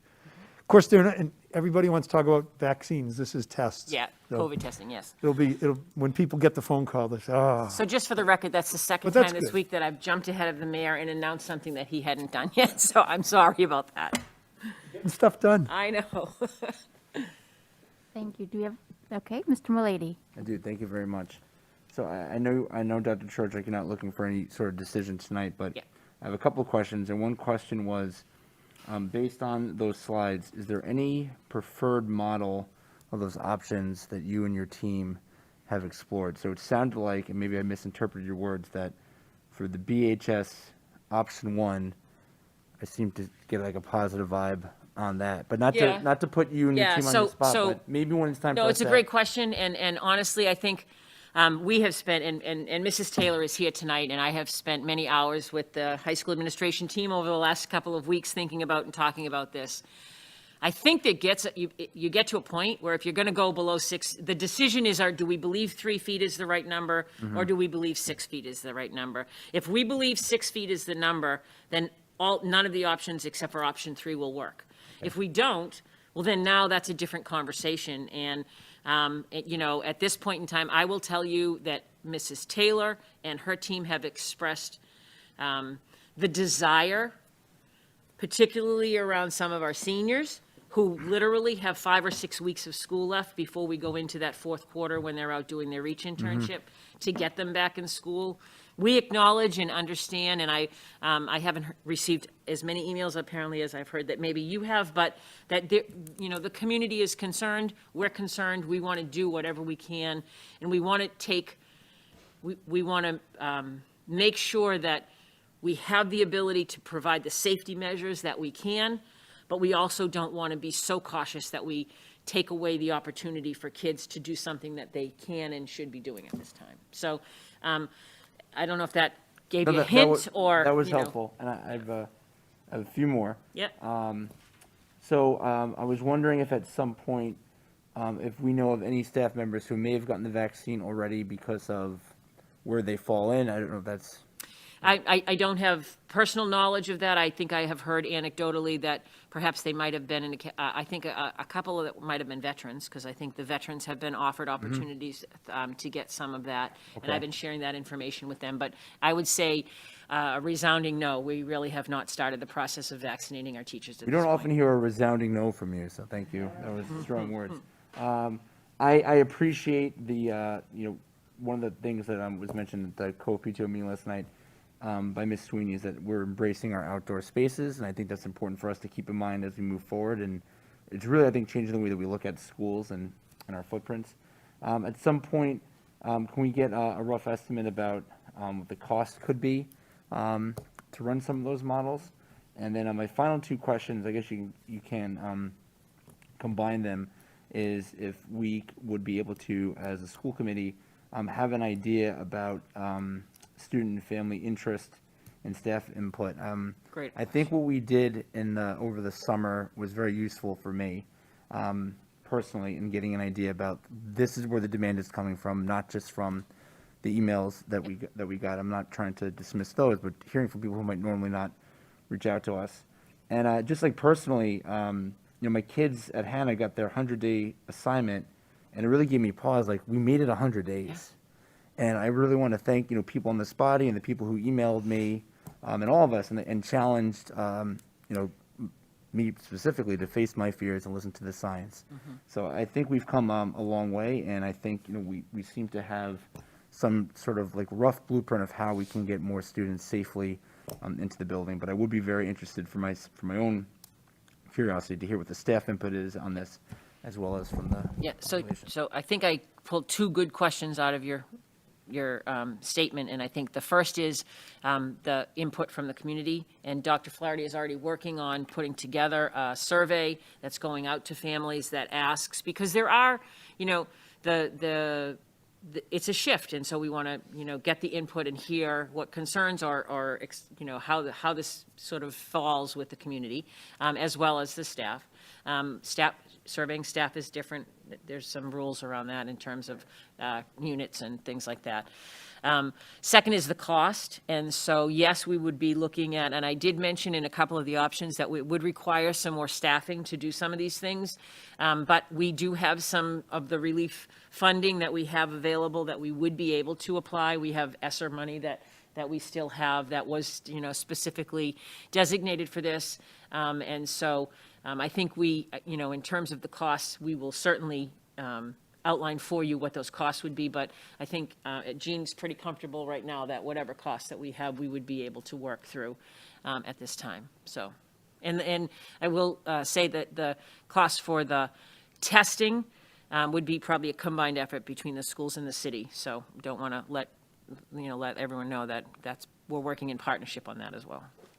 Okay, I had seen Ms. Visnick's hand, and then Okay, go ahead. Yeah, thank you, because it's just a quick follow-on, I think. We're still sorting through the details on these increases with FEMA reimbursement to 100%.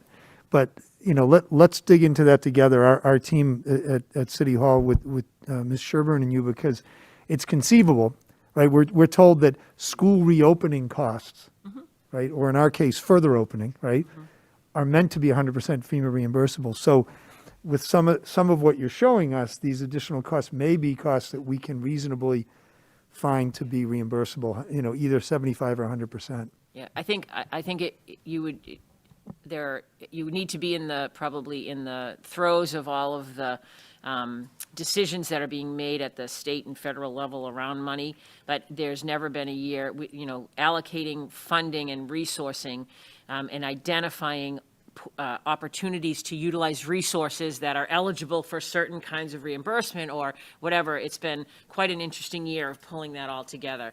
But I don't think that any of the options have costs that are astronomical, that it would be a cost reason why we wouldn't want to go forward with any of them. I have one more follow-up. I apologize. But a little bit. Okay. And we also have Dr. McKenzie waiting. Sorry. So we did a rollout in the fall. Is that something that we would consider again if we were to open up? Staggered rollout, you mean like we did elementary, middle, and high? Yeah. I don't know. I don't have an answer, but I will say that I think that was some of the thinking that we had at the high school. First, we wanted to get the seniors in, as quickly as we could, but also let's get one group in, and what does that look like and feel like, and what does the next group look and feel like, and how does the testing go for that, and how does that play into what we do and what decisions we make. So in terms of so I will say, probably boldly, and I probably shouldn't, I'm really comfortable where we are at the elementary level right now. I feel like the model that we put together and the fact that we've been going all year in that model has provided a really solid foundation of education for our K-4, pre-K to 4, actually. And so, and our principals report that the asynchronous learning that they do after school would have been done during the school day if they were in. So I'm really not, I think the commissioner and the governor are coming out with really strong statements about getting our elementary students back in. We're already in. We have been in. And so for us, we decided to go in the other direction and say, what about our high school students who haven't had the opportunities that maybe they had? And then, of course, always squished in the middle is Mrs. Oliver and I trying to figure out what can we do. It is much more difficult at the middle school because our average class size is 24. And so you're talking 3 feet shoulder to shoulder, trying to get them all in one room, and the use of spaces. But that's what we spent the last 2 days looking at, alternate spaces, if we had large classes or whatever. So I don't know if that answers it, but that's sort of where we are right now. Okay, so on deck will be Dr. McKenzie now. Is this next question? Yes, thank you. So I also want to pile on to what John said about being very thankful that we have had so many children in as much as we have, because some communities haven't had their children in at all.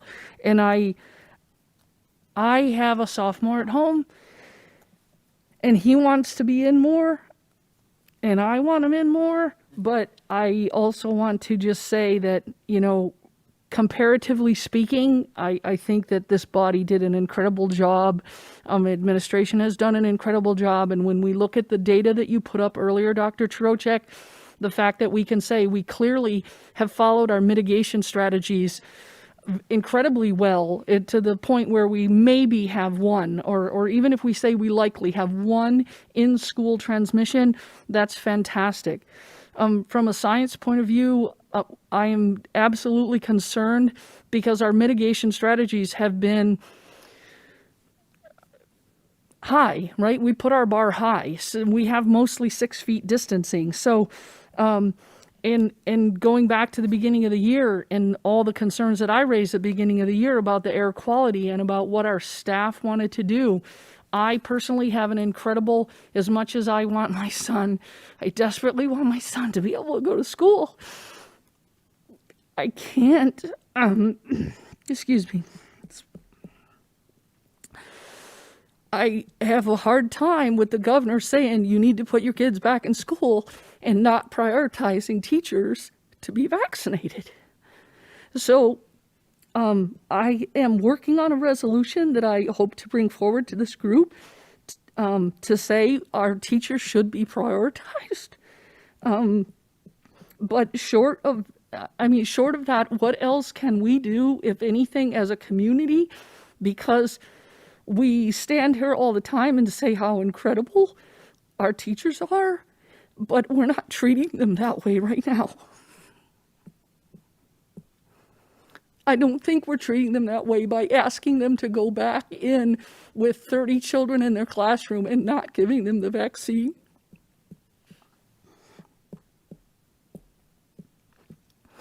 So the question is, what can we do?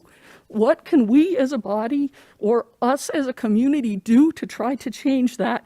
Because I know our children need to be back in more, but our teachers need to be taken care of. So I can give a simple answer in terms of the vaccinations, and we are working, and the mayor and I have been working together over the last 3 weeks, talking to partners and community partners, so that as soon as the vaccines are available and as soon as teachers are eligible, we're going to work really hard to have a rapid implementation of making sure that we have an easy way to get our teachers vaccinated. That, that's what's within my control. I don't think anything else of those factors around what the state's doing. I will tell you, MASC and MASS, the Massachusetts Association of School Committee and the Massachusetts Association of School Superintendents, have put forward in writing their plea to the governor to move teachers up into up a phase, but now we're the next phase. So I don't know that there's anywhere to move. I do think that any time that we express and hope that we can get more, I'm hopeful. I don't know why, but I guess I just listened to what's happening. I'm hopeful that as more vaccines come, that we are prioritizing our educators and all of our school staff. We use the word educators, but by that I mean anyone and everyone that works in the Beverly Public Schools, to make sure that we get it to our staff as soon as we can. And I will say the other thing that is and we have talked about this with the leadership, teachers in terms of their access, within their classrooms, we would provide and make sure there was a minimum of 6 foot distancing for the teacher station within the classroom. So those are the two things that I can control and that I would have on my list that I would hope would add some sense of security and some sense of, and certainly, I don't know a district around us that's working as collaboratively as we are with our teacher union. Julia Brotherton is amazing and has done an amazing job as a leader in our district, and our teachers have been there and working, and we have been working collaboratively. The relationship has actually grown over the 9-month period of the pandemic, whereas I think in other districts there's been experiences of that relationship between the unions and the administration where it deteriorates. I think in Beverly we've gone in the opposite direction. I'm really pleased and happy and grateful that that's the way that it has gone, and we would want to continue to do that as we go forward. So, Follow up, Ms. Abel. Sure. I appreciate that, Dr. Trocheck. I guess I'm going to pile on to John again and say I understand that you, as an administrator, as the administration, are limited in how much you can survey the staff. However, I wonder if we can't have some waiver on that so that we can get a sense of what the staff wants to do. So I'm sorry if I didn't want to mislead you on that. I'm working already. We're already working. That would be something that we would work together on. So, I have already, I don't ever come forward with a presentation like this without having given a heads up to at least the union leadership. And so we're in conversations. We work together. We've committed to working together to make sure that we're communicating and discussing what we need to as we go forward. I'd like to. Okay, I'd like to call on Dr. McKenzie. Thank you for your patience. Sure, and good evening, Dr. Trocheck. I have 2 questions. hopefully relatively simple. One of them is in clarifying the testing that would be possible for in-person learning to increase. Were you saying that for students that screening would be voluntary? I wrote that down, but I wanted to just be clear on whether it would be a voluntary screening or if it would be expected for all students who would be coming in person. It would be voluntary. It would be, we would make it accessible for all students that were, but it would be voluntary. It is voluntary for staff and students, for staff and families as well, right now. Okay, perfect. And then I had a second question just around logistics for maybe maximizing those options around lunch. I'm wondering if it is possible to consider whether temporary outdoor spaces for when it warms up would be possible, meaning that if there's inclement weather, you wouldn't go from students potentially using outdoor spaces for lunch and then, the weather is, rainy or, a little chilly weather, there wouldn't continue to be options outdoors. So I'm wondering if that's even within the realm of possibility that temporary structures could be erected to allow for more outdoor lunch options between April and the end of the school year. So I will say that in our last round, back in the spring and early summer, when we were considering it, we did a lot of investigation around some kinds of tenting and some even more, we call them tents, but I think they were a little more elaborate than that. The availability of them was extremely limited back then. I think we would be able to take a look at some of that. I think I actually hadn't thought about anything more, in the way of structures or anything, but that's certainly something. I mean, I think any of these ideas are what we really need to explore because we really, we believe that as soon as the weather is good enough for us, a lot of those challenges around some of those things are gone. And so, that's something that we would certainly be looking more into. Thank you. That's all I have. Can I piggyback on that question? Because my question was kind of along those lines of thinking. I know small bodies with high metabolism get hangry, but I do wonder, something that often occurred when I worked in high school was that you would go and put your lunch at the end of your day. So we have a 6-hour full day for kids. Is it possible we could explore a 5.5-hour and give them the lunch bags on the way out? And is that even doable with the little bellies? I would say they would be really hungry at 5.5 hours, but I would also say that at this point in time, and I mean this, we haven't eliminated any options. I mean, we're really in the situation where we're looking. I mean, I think even more so at the middle school because that is really, something that we're trying to figure out. They already go till 1 without it. At the elementaries, we do a snack. And they do have a snack in the midday.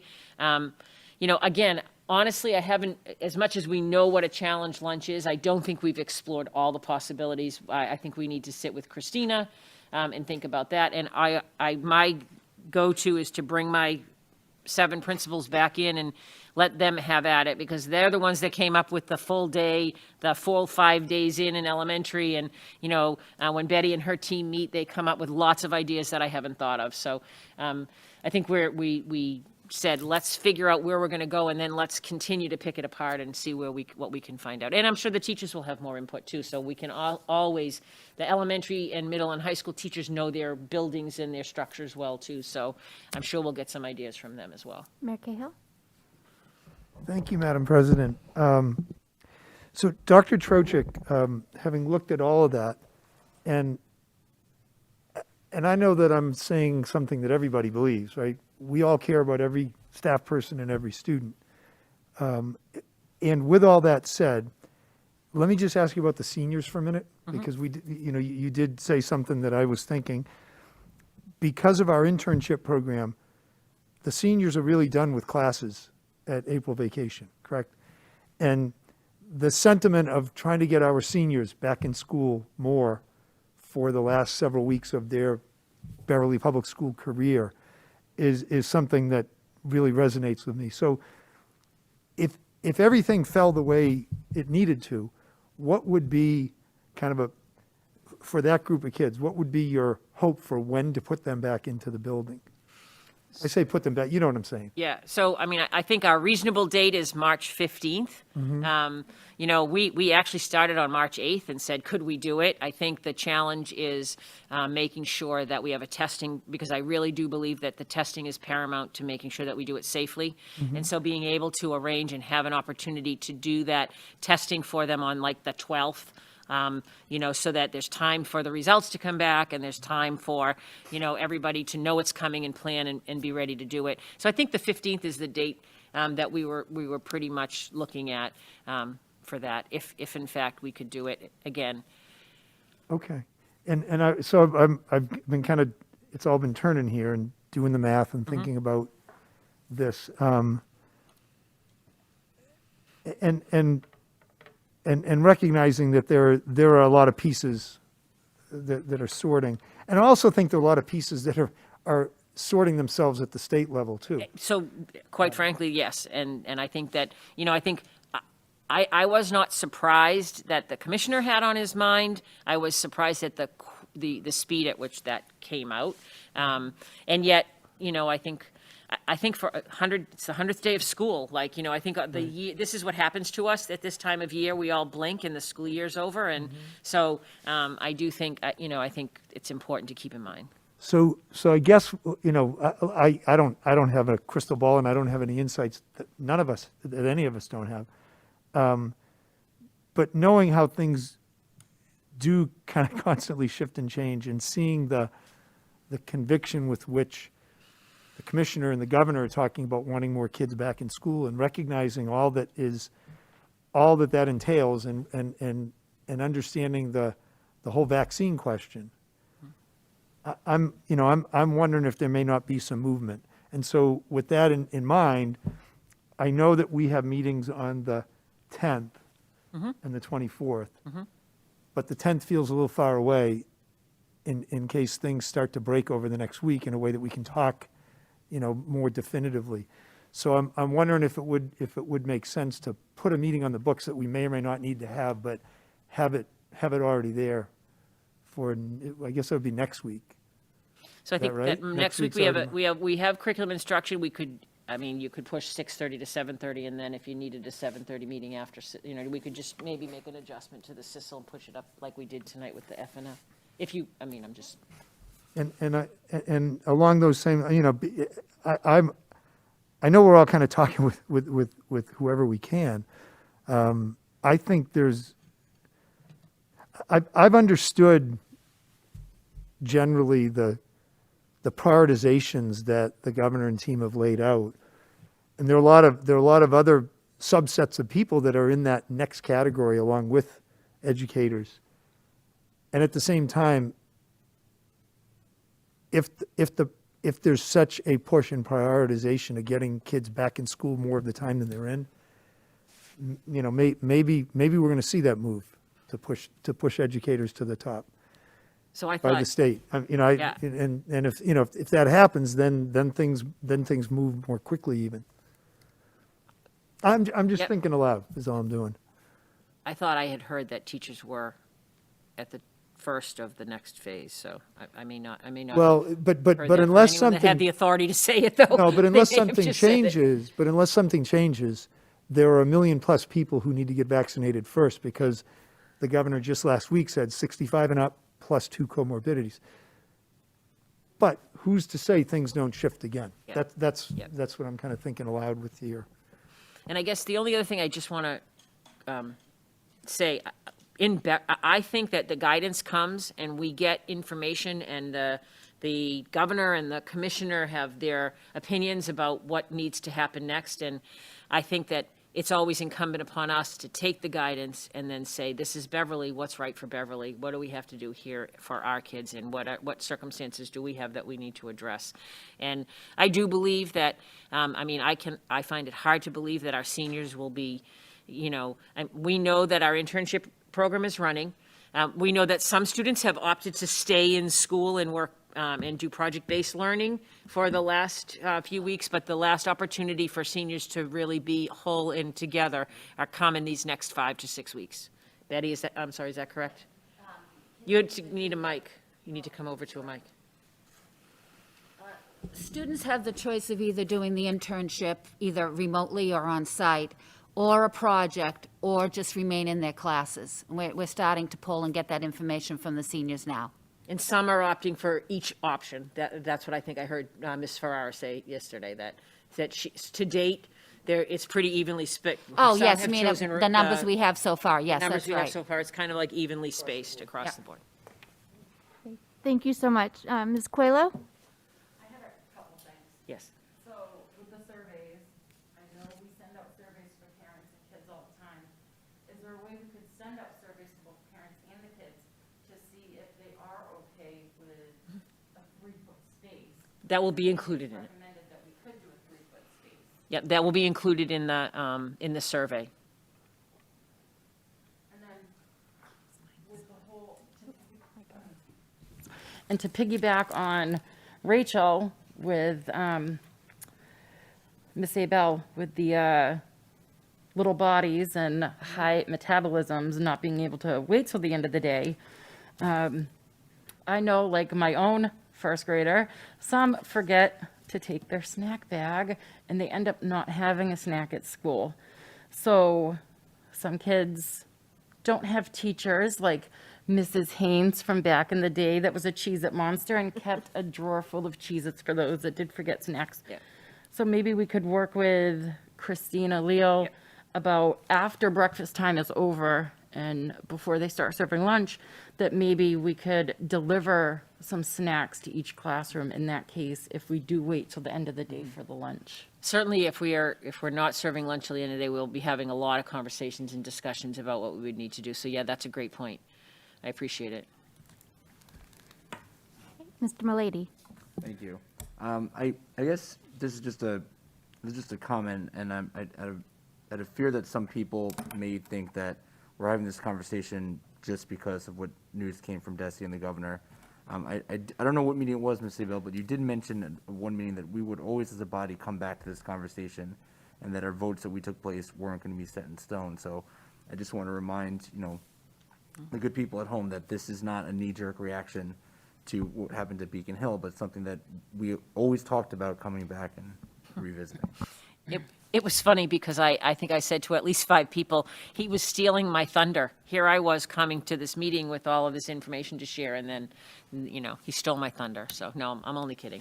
I think that what happened on Beacon Hill gave us a sort of a little reality check that it's coming anyway, and so good thing that we're planning, and it's a nice reassurance that we're moving in the right direction. Thank you, Mr. Milady. Ms. Robinson? Okay. First of all, I just wanted to thank Ms. Visnick for her heartfelt message about our teachers and the resolution that you have in the works. It's, I'm very interested to hear, and I'd love to help with that if that's something I could do. I guess some of my questions are just about the equity for, in terms of, you said the class sizes at the high school range from 10 to 31. Mm-hmm. That's a huge difference. So how can we make sure that, some teachers there are teachers who have a lot of students, there are teachers who don't, depending on what they're teaching. How can we ensure that there's some equity there? And also, how can we if we did move down to 3 feet, how could we make contact tracing happen at the high school level? I guess I'm just thinking in terms of, it's not like elementary where everybody would be a close contact. So in the end, that's great, because in the end, everybody was in a close contact. As we refined our understanding of how elementary classrooms were working, because we had, and because we do at the high school, have a very strict procedure around seating charts, and all of those things. We were able to sort of bring that information down to elementary. And in the end, when we would send a classroom home in elementary, there might have only been 3 close contacts who had to quarantine. The rest of the class was just remote, and we would say, make sure you keep an eye, but they weren't close contacts because they weren't within the 6 feet range for 15 minutes or cumulative time. At the high school, again, you're talking, the difference there is that they're moving to 4 different rooms, but we still maintain seating charts in every single classroom. We're even talking about at lunch, sort of this system that we have here where you scan in, this is where you sat. But the contact tracing, and I should mention, I didn't mention this earlier, and I know that June and Teresa Kirsch are on the call here with me. I meet with them regularly, and we met again today to talk about, because the biggest impact would be contact tracing. However, we spend a lot of time contact tracing, just figuring out who is where, and we're trying to think about ways for efficiency for that. But it would still be the same process. So whoever was within your 6-foot perimeter for 15 minutes or more on a continuous basis are considered close contacts. And the school nurses would follow up with close contacts and inform them that they were a close contact. We would suggest that they get tested within at day 5, which is that sort of diagnostic testing that I referred to earlier. And then we would also have them quarantine for the 7 days. If they got a negative test on day 5, they would be released from quarantine on day 8. If they didn't test, they'd be released on day 10 if they had no symptoms. So we would follow that exact same procedure. It would just be multiplied, probably because right now you don't have that next door neighbor of yours as your close contact when you're sitting in a classroom, and now it would become one. Okay. And I guess my last point is, if we did choose to go to 3 feet, and I guess I'm going a little rogue here, but I'm thinking, would we all be willing to push our desks together and sit 3 feet apart from one another? I guess that's something I'd like to have us think about, if we're willing to do that. Thank you, Ms. Robinson. Other questions? I'll call on myself. I'm going to thank Mr. Milady for reminding us that as a body, when we've made our decisions, we've agreed that it's not a once and done decision, that we're going to evaluate the data. And Dr. Churchick did an excellent job today with her presentation, reminding of all of the primary and secondary pieces of data that we look at as we make our decisions. One thing I think that we had agreed is that if we're going to return to more in person, that we would have a 2-week notice period. I know that with our hybrid, we followed that, and we would look back at the data. I think our meetings up until this month, we've been looking at a lot of red in the indicators, and we're finally now going back into that yellow, and with some of the new color coding, there's that blue and things like that. I hear the mayor's request to possibly have a meeting as soon as next week, adjacent to the CISL meeting, and I would like everyone, if we could, before tonight's meeting adjourns, decide if that's a feasible option. We do have the hybrid capabilities, and 3 of us will be here anyway, so do keep that open. But thank you for reminding us of all of the different factors that have come into your recommendations, and for outlining tonight some of the thoughts that are coming together. I look forward to really helping you figure out what's the best next step for Beverly, because I think what you said about, what is the best decision for Beverly has always been our mission, our goal, and the credo that we've been living by as a body. So thank you. The new budget for the new school year, we collaborate with our principals in central office to develop a shared framework. We work to identify priorities of the school committee and stakeholders. We work to identify administrative efficiencies and any restructuring opportunities that any additional funding may bring. We assess enrollments, and we look at the impact on staffing. We review requests for funding from various departments. This year, I add in particular, to a great extent, Jean and I have spent a lot of time with all of our principals and with all of our department budgetary heads to take a look at alternate funding sources. So we know that there are a number of alternate funding sources that we haven't always been able to consider. And then we come to a point where we collaborate with the city to determine any proposed city contribution in relationship to the school budget. So we're, 2/3 of the way through this process. We've held meetings, and I know that we talked last time about our priorities, and so just continuing on, just to kind of give you an update of where we are and what we're doing. I always go back to this. It's very important. Our budget must be aligned with our district goals. Our district goals continue to be around equal access for all, engaged learning, with a focus on some social emotional learning and inclusive practices, our rigorous and consistent curriculum, innovative practices, and school management practices. So this is from our district improvement plan that sort of is up for renewal this year. I talked a little bit about that. We're going to take a look at each one of these goals. What has our progress been on them? And we'll be coming before the end of the year with a new district improvement plan. But as I stated earlier, it will be a one-year plan. But our budget still is predicated on what do we need in the budget to make sure that we're true to our goal areas. These are the identified priorities that you all identified. I did a little consolidation from the work that we did together. I don't know if I presented this slide to you before, but really it was the 3 big buckets that came forward in our conversations: social, emotional, and mental health, curriculum, teaching and learning, and then operational expenses. Looking individually at the areas that you all identified. These are really your ideas of where you wanted us to keep in mind as we went forward with budget preparation. Again, major factors that impact the budget, always contractual obligation. As you know, we're entering into negotiations with our union for a 3-year collective bargaining agreement. We have units A, B, and C that are beginning our negotiations. But we always have our contractual obligations that are already there, whether they be steps and columns or any of those things. We take any health insurance. There's a lot of items that fall under that. This year in particular, we have a consideration of enrollments. So we have a significant number of students who are in the Remote Learning Academy. We have a number of students, I wouldn't say as significant as in other districts, but we do have, 100 or so families that have elected to do homeschooling, and those children have not been in our schools and may or may not be returning to our schools and are not accounted for in Chapter 70 funding. So those are sort of pieces of it that we need to be thinking about as we go forward. And then, again, always addressing the impact of COVID-19, looking at our priorities and addressing what that reentry and recovery process is going to need to look like for us. This is the first set of numbers that I bring forward, and I'll be doing that. I'm going to collapse this. Oh, I can't do it for him, so it's not.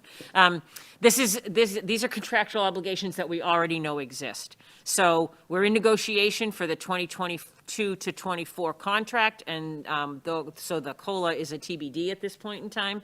But we do know that 1% of our budget, if a 1% increase for our salaries and our obligated costs, right, Jean? Mm-hmm.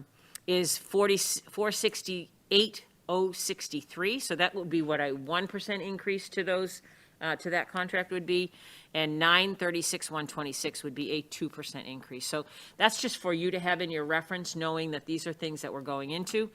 Our steps that we will have, that we anticipate for the FY22 budget, is 509,946.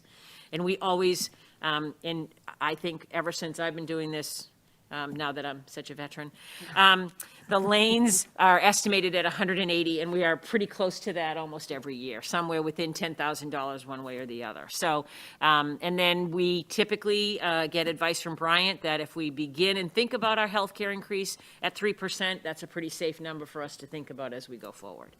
So I could add that we still haven't met with Bryant, so that is what we're pretending historically that's what Bryant have. would say. Right. No, in general, we know that at least that is what 3% of our healthcare increase would be. Thank you.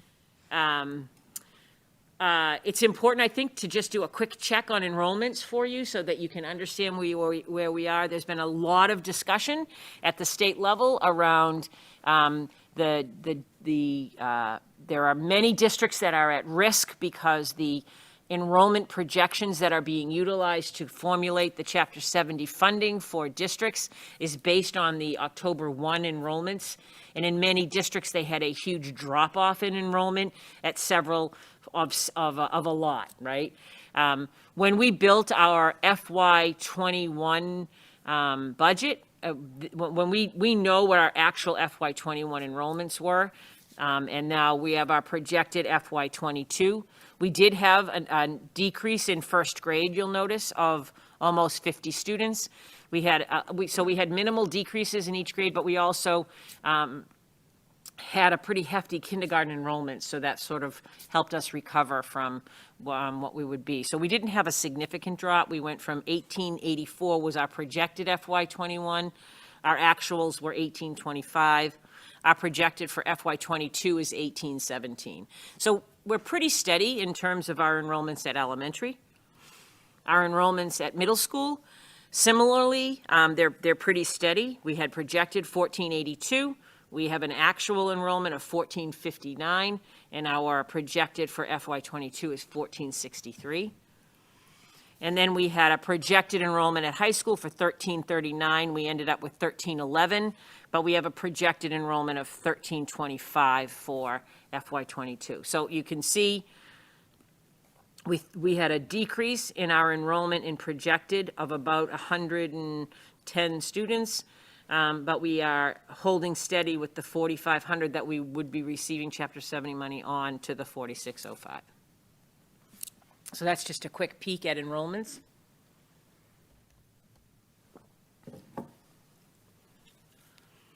And in preschool, so we have our preschool enrollments. These fluctuate greatly, largely as children age out and age in, and depending on some of these are special education students, and some of these are our typical peers that we have that come in and pay tuition. And so we're kind of still holding steady in that. We did have a drop in from our projected to our actual. And then our out-of-district enrollments, I think you can remember last year we had, and kudos to Mrs. Splansky, we had a significant drop in our number of out-of-district placements, and we have remained pretty steady in terms of that for FY22. So, sorry. Sorry, so just to clarify, fewer people didn't send their kids to preschool, but most people sent their kids to kindergarten this year. Correct. Okay. Or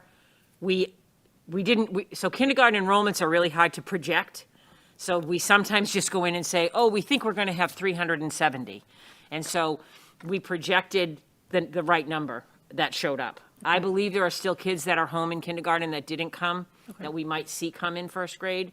That's something that we need to watch and correct for. Starting to get phone calls on that now. Yeah, we're getting a lot of phone calls on that now. So that number, we always have a number that come in first grade, but I think we all anticipate that we might have a little higher first grade enrollment than we typically do. Okay. That we didn't know about because they just never registered or they just never came. Thank you. This is just a brief description for you, just to let you know, because, you know, we all know that we're hearing a lot about some of the stimulus money and some of these relief funds, monies that are available to us. For the FY22 year, the district anticipates receiving additional COVID relief funding, which we're calling ESSER 2. As well as funding for the Student Opportunity Act. We heard once again today that the governor has included that in his preliminary budget. The Chapter 70 funding that is listed in the governor's preliminary budget on the cherry sheets does include that SOA funding. Whether it will get through the House and Senate is still a question. But throughout the budget process, in addition to prioritizing need, we really have been working hard to identify funding sources that may meet the funding requirements for each source. So ESSER 2 funds are available for a 2-year period. We had an option to choose to begin that accessing those funds this year. We opted to wait until July 1 of 2021 and access them for the following 2 years so that those funds will be available to us through June 30th of 2023. Huge warning that we keep hearing from everyone that ever wants to talk to us. Money that we have in these ESSER 2 funds should not be utilized for costs that will be recurring beyond the FY23 budget cycle. So it's a very big danger to sometimes get an infusion of money and think that you can rely upon it, and then it goes away, and now you're stuck with an appropriated budget that hasn't accounted for that money. So we're being very cognizant of that as we go forward in that. We have met with our administrative team and listening to them in terms of their budget requests. I apologize, you can't see, I can't collapse that because that's BevCam's, but the budget request from the staff, we have requests for 2.4 additional elementary teachers. Those, if I have it in the column that says appropriated budget, that means that they're enrollment driven, and they're ones that we believe will remain and be recurring in the following budgets. And so we're identifying them as, this is something that we would want to include in the appropriated budget. There's also a request for 4 elementary teachers, which we are identifying funding could come out of the ESSER. That's because those teachers are really being requested to minimize class size for the coming year so that teachers can really work on with our early grades with students in smaller class sizes so they can address some learning loss issues that they anticipate they might be dealing with based upon the closure. There's a request for 6 additional paras. That was from the special ed department, so it goes into the appropriated budget but would likely be covered under special education costs. There's been a request for only 1 additional elementary para that would fall under the ESSER. We have a request for an additional preschool para. At the middle school level, there's a request for 2 instructional coaches. Again, those would be not permanent, but taking a look at thinking about what that would look like, but having them come in really for intervention and helping identify what we can do to address any learning loss that or any results of the pandemic. The same with the reading teacher. There's a request for 2 reading teachers. Again, not long-term at this point in time, but really thinking in terms of what we can do to mitigate some of the results of the pandemic. And 1 additional outreach counselor also. At this time, we're targeting it for the ESSER, but it could be something that we think we might need to keep, but I think we want to play with that and see where it goes, in addition to 1 special education teacher. At the high school, there's a request for 1 high school special education teacher, a 0.5 wellness, a 0.6 art teacher, a 0.5 adjustment counselor, 1.0 director of high school curriculum, 1.0 a CODA, which is an OT assistant. We're requesting 8 bus monitors, given the new bus guidance that we have and the belief that one of the recommendations is that each bus has a monitor. That's something that we feel like is something that we wanted to explore. In our tech department, we have added so many devices in our tech department, and so they are looking to add a tech support integration specialist to keep staffing. These are, remember, initial run requests. This is sort of, what do you think you need? How can we help you? This is not that this is everything, but this is just that first run. Some non-staff requests that we have.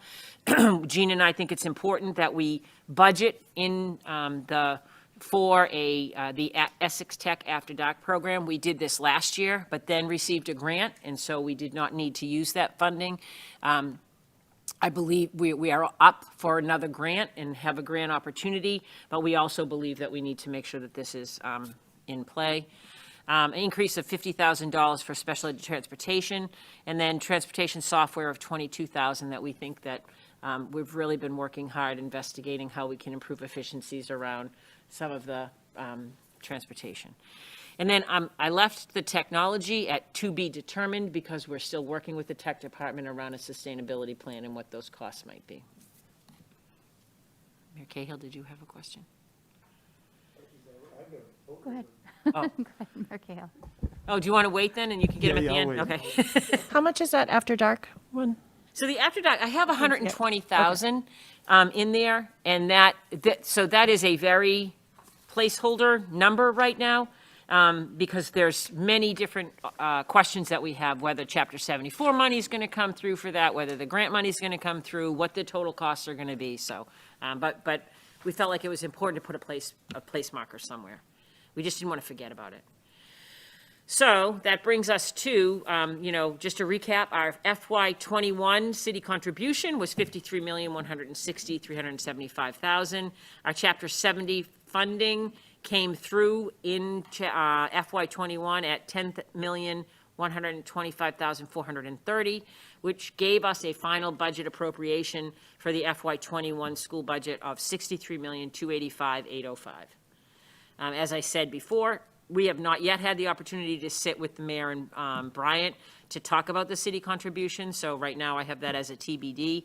But we did see that in the preliminary budget from the governor, right now, Beverly is slated at $10,492,715 for our Chapter 70. Please note that that does include SOA funding, and at this point in time, it's on the table. Whether or not that money will stay on the table, we don't know.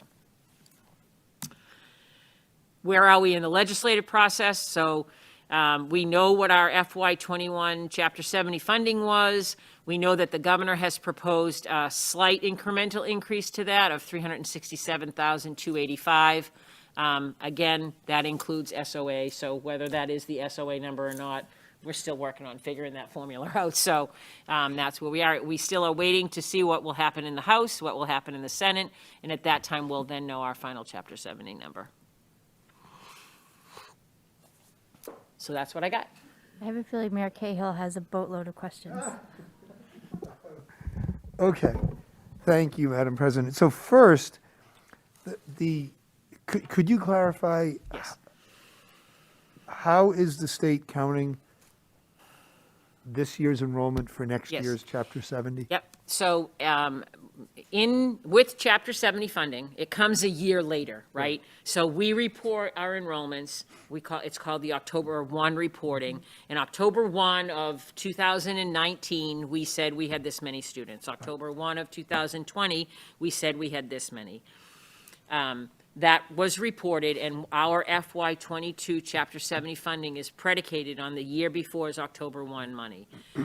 The challenge that a lot of districts are having is due to the pandemic, they had a number of students who left, who homeschooled, who went to private school.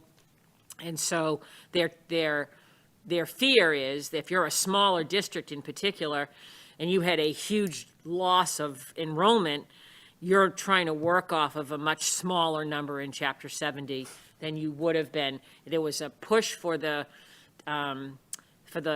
governor or for the finance people, whoever it is, to use October 9th of 2019, saying that it would be more realistic to what we will see back, but that did not pass. So as of right now, that doesn't seem to be going anywhere. The legislator did not take it up, I don't think, as a bill, and that was just something that was being requested by a number of people. But they certainly could view it differently as they put their budget proposals together. They absolutely could. So, But the formula right now, as it sits, is on October 1, 2020. so it's the traditional October 1 count. So it sounds like it should not necessarily be that. In our case, we're 110 students down from the prior year, right? We are, Yeah, I don't know if I read hard to that say, right. yeah. But the point being, we had families who said, I'm not going to remote learning academy, I'm going to homeschool. And I'm coming Or back. go somewhere else. Yep. And my intent is to come back after Yep. COVID. So, yeah, maybe we just talk offline, Yeah, I because mean- it sounds like there's advocacy there Yep. ought to be happening, Yep.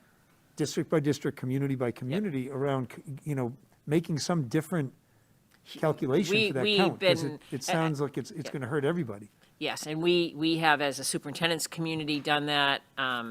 We've made presentations to our legislators. They attended a legislative meeting with us. That is something that is ongoing, and yes, could continue. Okay, thanks. Out of district, I didn't hear any mention of collaboratives. Is collaborative count as in district? Nope, out of district. So anybody that is in a private Okay, or a public, collaboratives are public. understood. Private would be some of the more private ones, but that's a combination of all of those. I just wasn't Even sure though they're in what I was Beverly. looking at. So you're People saying, get confused because the North Shore Consortium is in Beverly, but we consider that out of district. right, okay. So that out-of-district number included the collaborative kids as well as Yes. any MAP schools or any out-of-state schools, day or residential? Okay, all right, thanks. Could you define middle school instructional coach? Mrs. Oliver she called it an innovative coach, I guess is what I really want to stress. One of the things that we are really concerned about is that we want to make sure that going into next year, we're continuing to address grade level standards, but knowing that we need to go back and take a look at the progression of skills, because there may be some skills that weren't solidified that typically are. And so she believed that it would be really helpful to her to have a couple of positions where teachers are working with other teachers as coaches to kind of help them look at their data, understand where there are gaps in their classes, understand where, the data is indicating that this group of students might need this or that. And so while she doesn't know that she needs it forever, she thought it would be something that she, in her vision of how she's going to recover from the pandemic, that's something that was instrumental. Okay, thanks. And then just want to say here to the mental health and outreach professionals and this, I'm going to get it wrong. School adjustment counselor. Thank you. The school adjustment counselors, we've obviously got a lot of work to do with a lot of kids, right? Yep. A lot of families. And on the Essex Tech After Dark, this is my last point. I think I said this last meeting, I don't want to, but I kind of do want to be the broken record on it. As we recognize that so much of what's going to come in the coming years around meeting climate issues is electrification in building sector, transportation sector. There just seems that under that huge umbrella of electrical professions, that we've got to find a way for the after dark kids, if they want, to have access to the tech's electrical engineering assets. We got to figure that out. I want to help figure it out, I guess. Thanks. Yep. Are there other questions? I'm looking on the screen around the room related to the budget and the budget process. Thank you, Dr. Chorchak. Yeah, and we'll be back. We'll keep going as we go forward and bring more information each time. Sounds good. All right, thank you. So I think it's now time for updates from the chair. In our packet, you would have received the composite evaluation for Dr. Chorchak, reflecting the ratings and comments from the 6 members who have been seated during the school year for which it evaluated Dr. Chorchak. As a reminder, we're playing catch up, so this is for the past year. And in our last meeting, we did accept the goals and standards for this year, so we're already halfway through this cycle, so we'll be doing this again very soon with all 7 members. I know that most of you are aware that DESE had actually introduced this simplified pilot rubric in 2019 for superintendents, which has only 4 standards and the 20 indicators from which Dr. Chorchak had made her selections and the prior school committee had approved. Each of these indicators has descriptors for what the indicators look like at different levels of practice. And for the public's education, this new rubric better addresses the role of the school committee as evaluators. It allows the school committee to maintain its governance role and focus on the results of the work. And it makes the process more manageable for multiple people who are contributing to the evaluation, as well as helps to make the evaluation more understandable to the public and not just for the school committee. So I think those of us who've done this before probably found this version, especially with Dr. Chorchak's guidance, a little bit more manageable. So I appreciate everyone putting in the time. I also want to thank Ms. Bergeron and Dr. Flaherty for helping to build the composite summary that's in our packet right now. So the composite evaluation included in this evening's packet will be discussed and voted on as a final evaluation for the 2019-2020 school year that had passed. In Massachusetts, it's required that we do this in an open meeting, as this is a public process. And so here we are. At this time, the summative evaluation that you've reviewed, the superintendent, will get ratings for the standards and the goals. The possible goal ratings are exceeded, met, significant progress, some progress, did not meet. And for FY20, so that's the 2019 to 2020 school year, Dr. Chorchak has received an average assessment rating of met in all 3 of her goal areas. So that is her professional practice, student learning, and district improvement.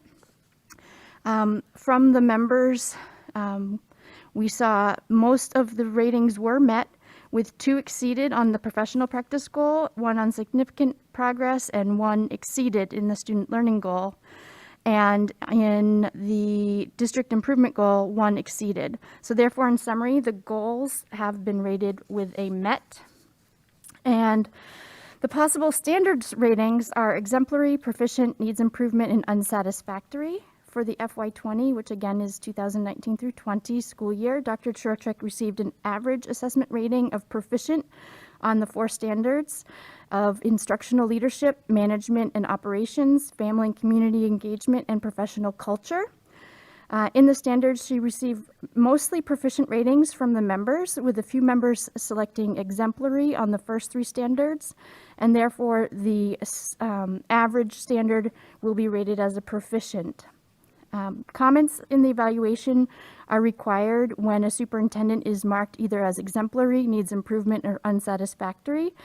However, I think multiple members provided specific feedback regardless of their individual ratings, and these have all been compiled in a collective sense included in the packet.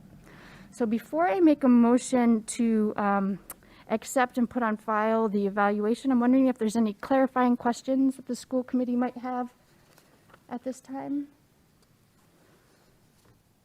I'm not seeing any hands. So I will go ahead and make the motion to approve and place in the superintendent's file the 2019-20 and 2020 evaluation. Do I have a second? Second. Thank you, Ms. Visnick. Is there any further discussion or comments? I'm not seeing any. We need to do a roll call vote for this. Oh, sure. Go I ahead, want to Mark thank Cahill. you, and I want to thank Mrs. Bergeron, a lot of.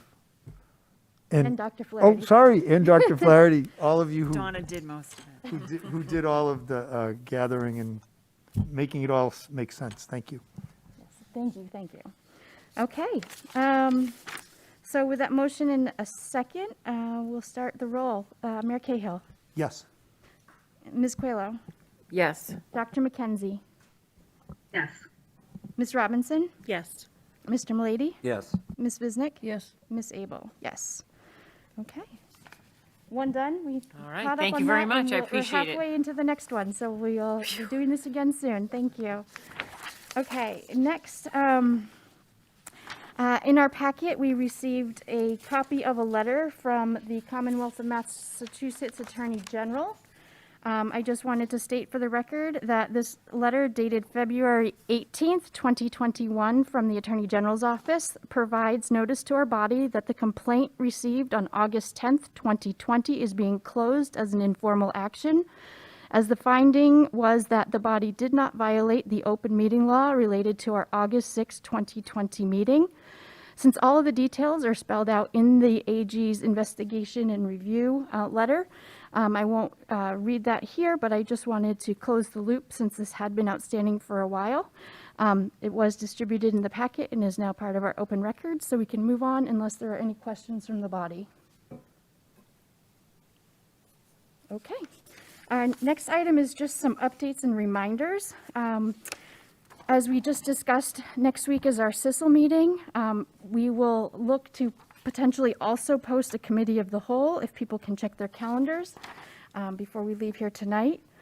Our regular school committee meeting is on the 10th of March. And if you have agenda items, as was mentioned, I've already had one request from a member to consider a resolution.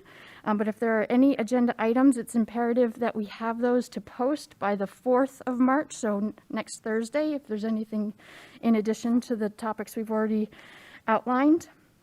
We have our facility and finance, or finance and facility, on St. Patrick's Day, the 17th. And again, committee of the whole on the 24th. And we look forward to having that Q&A session on our equity report at that time. Just as a reminder, I have sent the body an email to remind them to avoid open meeting law complaints. Discussions and decisions by the body are made here at this table.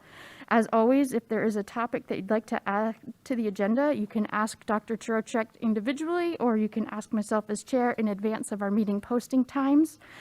And we do need to be careful to avoid replying all or replying to constituents that address a quorum of the body, either as serially, as individuals, or as a group. I think that covers that topic. The last item is a first reading. And you might remember in August of last year, we brought forward a track changes version of our policy as it existed with a sample from MASC, with some hard work from Dr. Trochek and Dr. Morgan, along with our attorney. They have actually taken the MASC sample and done some work with our attorneys to make sure that we are updating our policy in a way that serves Beverly and matches the requirements and legislation. So as is per our policy, we don't change our policy without two readings. We're not going to actually read through this tonight. It was in the packet. I hope between now and our next meeting, if you do have questions or concerns, you were provided with both the track changes version and the other version, and Dr. Morgan had presented to us at a meeting in the last couple months. If you do have questions, you can ask Dr. Trochek or Dr. Morgan between now and then, because my hope is that at our regular school committee meeting on the 10th, we'll be able to adopt this policy since it is a little bit overdue. So do turn your attention to that. It's in the packet provided in both track changes. And again, Dr. Trochek and Dr. Morgan would be your points of contact if there's significant questions, or come to the table with any questions. But be prepared to adopt, if you would. Okay. I think that is the end of my list. And seeing that we have no more agenda items, I think we are ready for a motion to adjourn. I'll make So that moved. motion. Thank you, Mayor Cahill. Second. Thank you, Ms. Robinson. And it's not debatable, so roll call. Mayor Cahill. Yes. Ms. Coelho. Yes. Dr. McKenzie. Yes. Ms. Robinson. Yes. Mr. Milady. Yes. Ms. Visnick. Yes. And Ms. Abel, yes. We beat the lights. It's 9:33. Thank you, everyone. We are now adjourned. Thank you.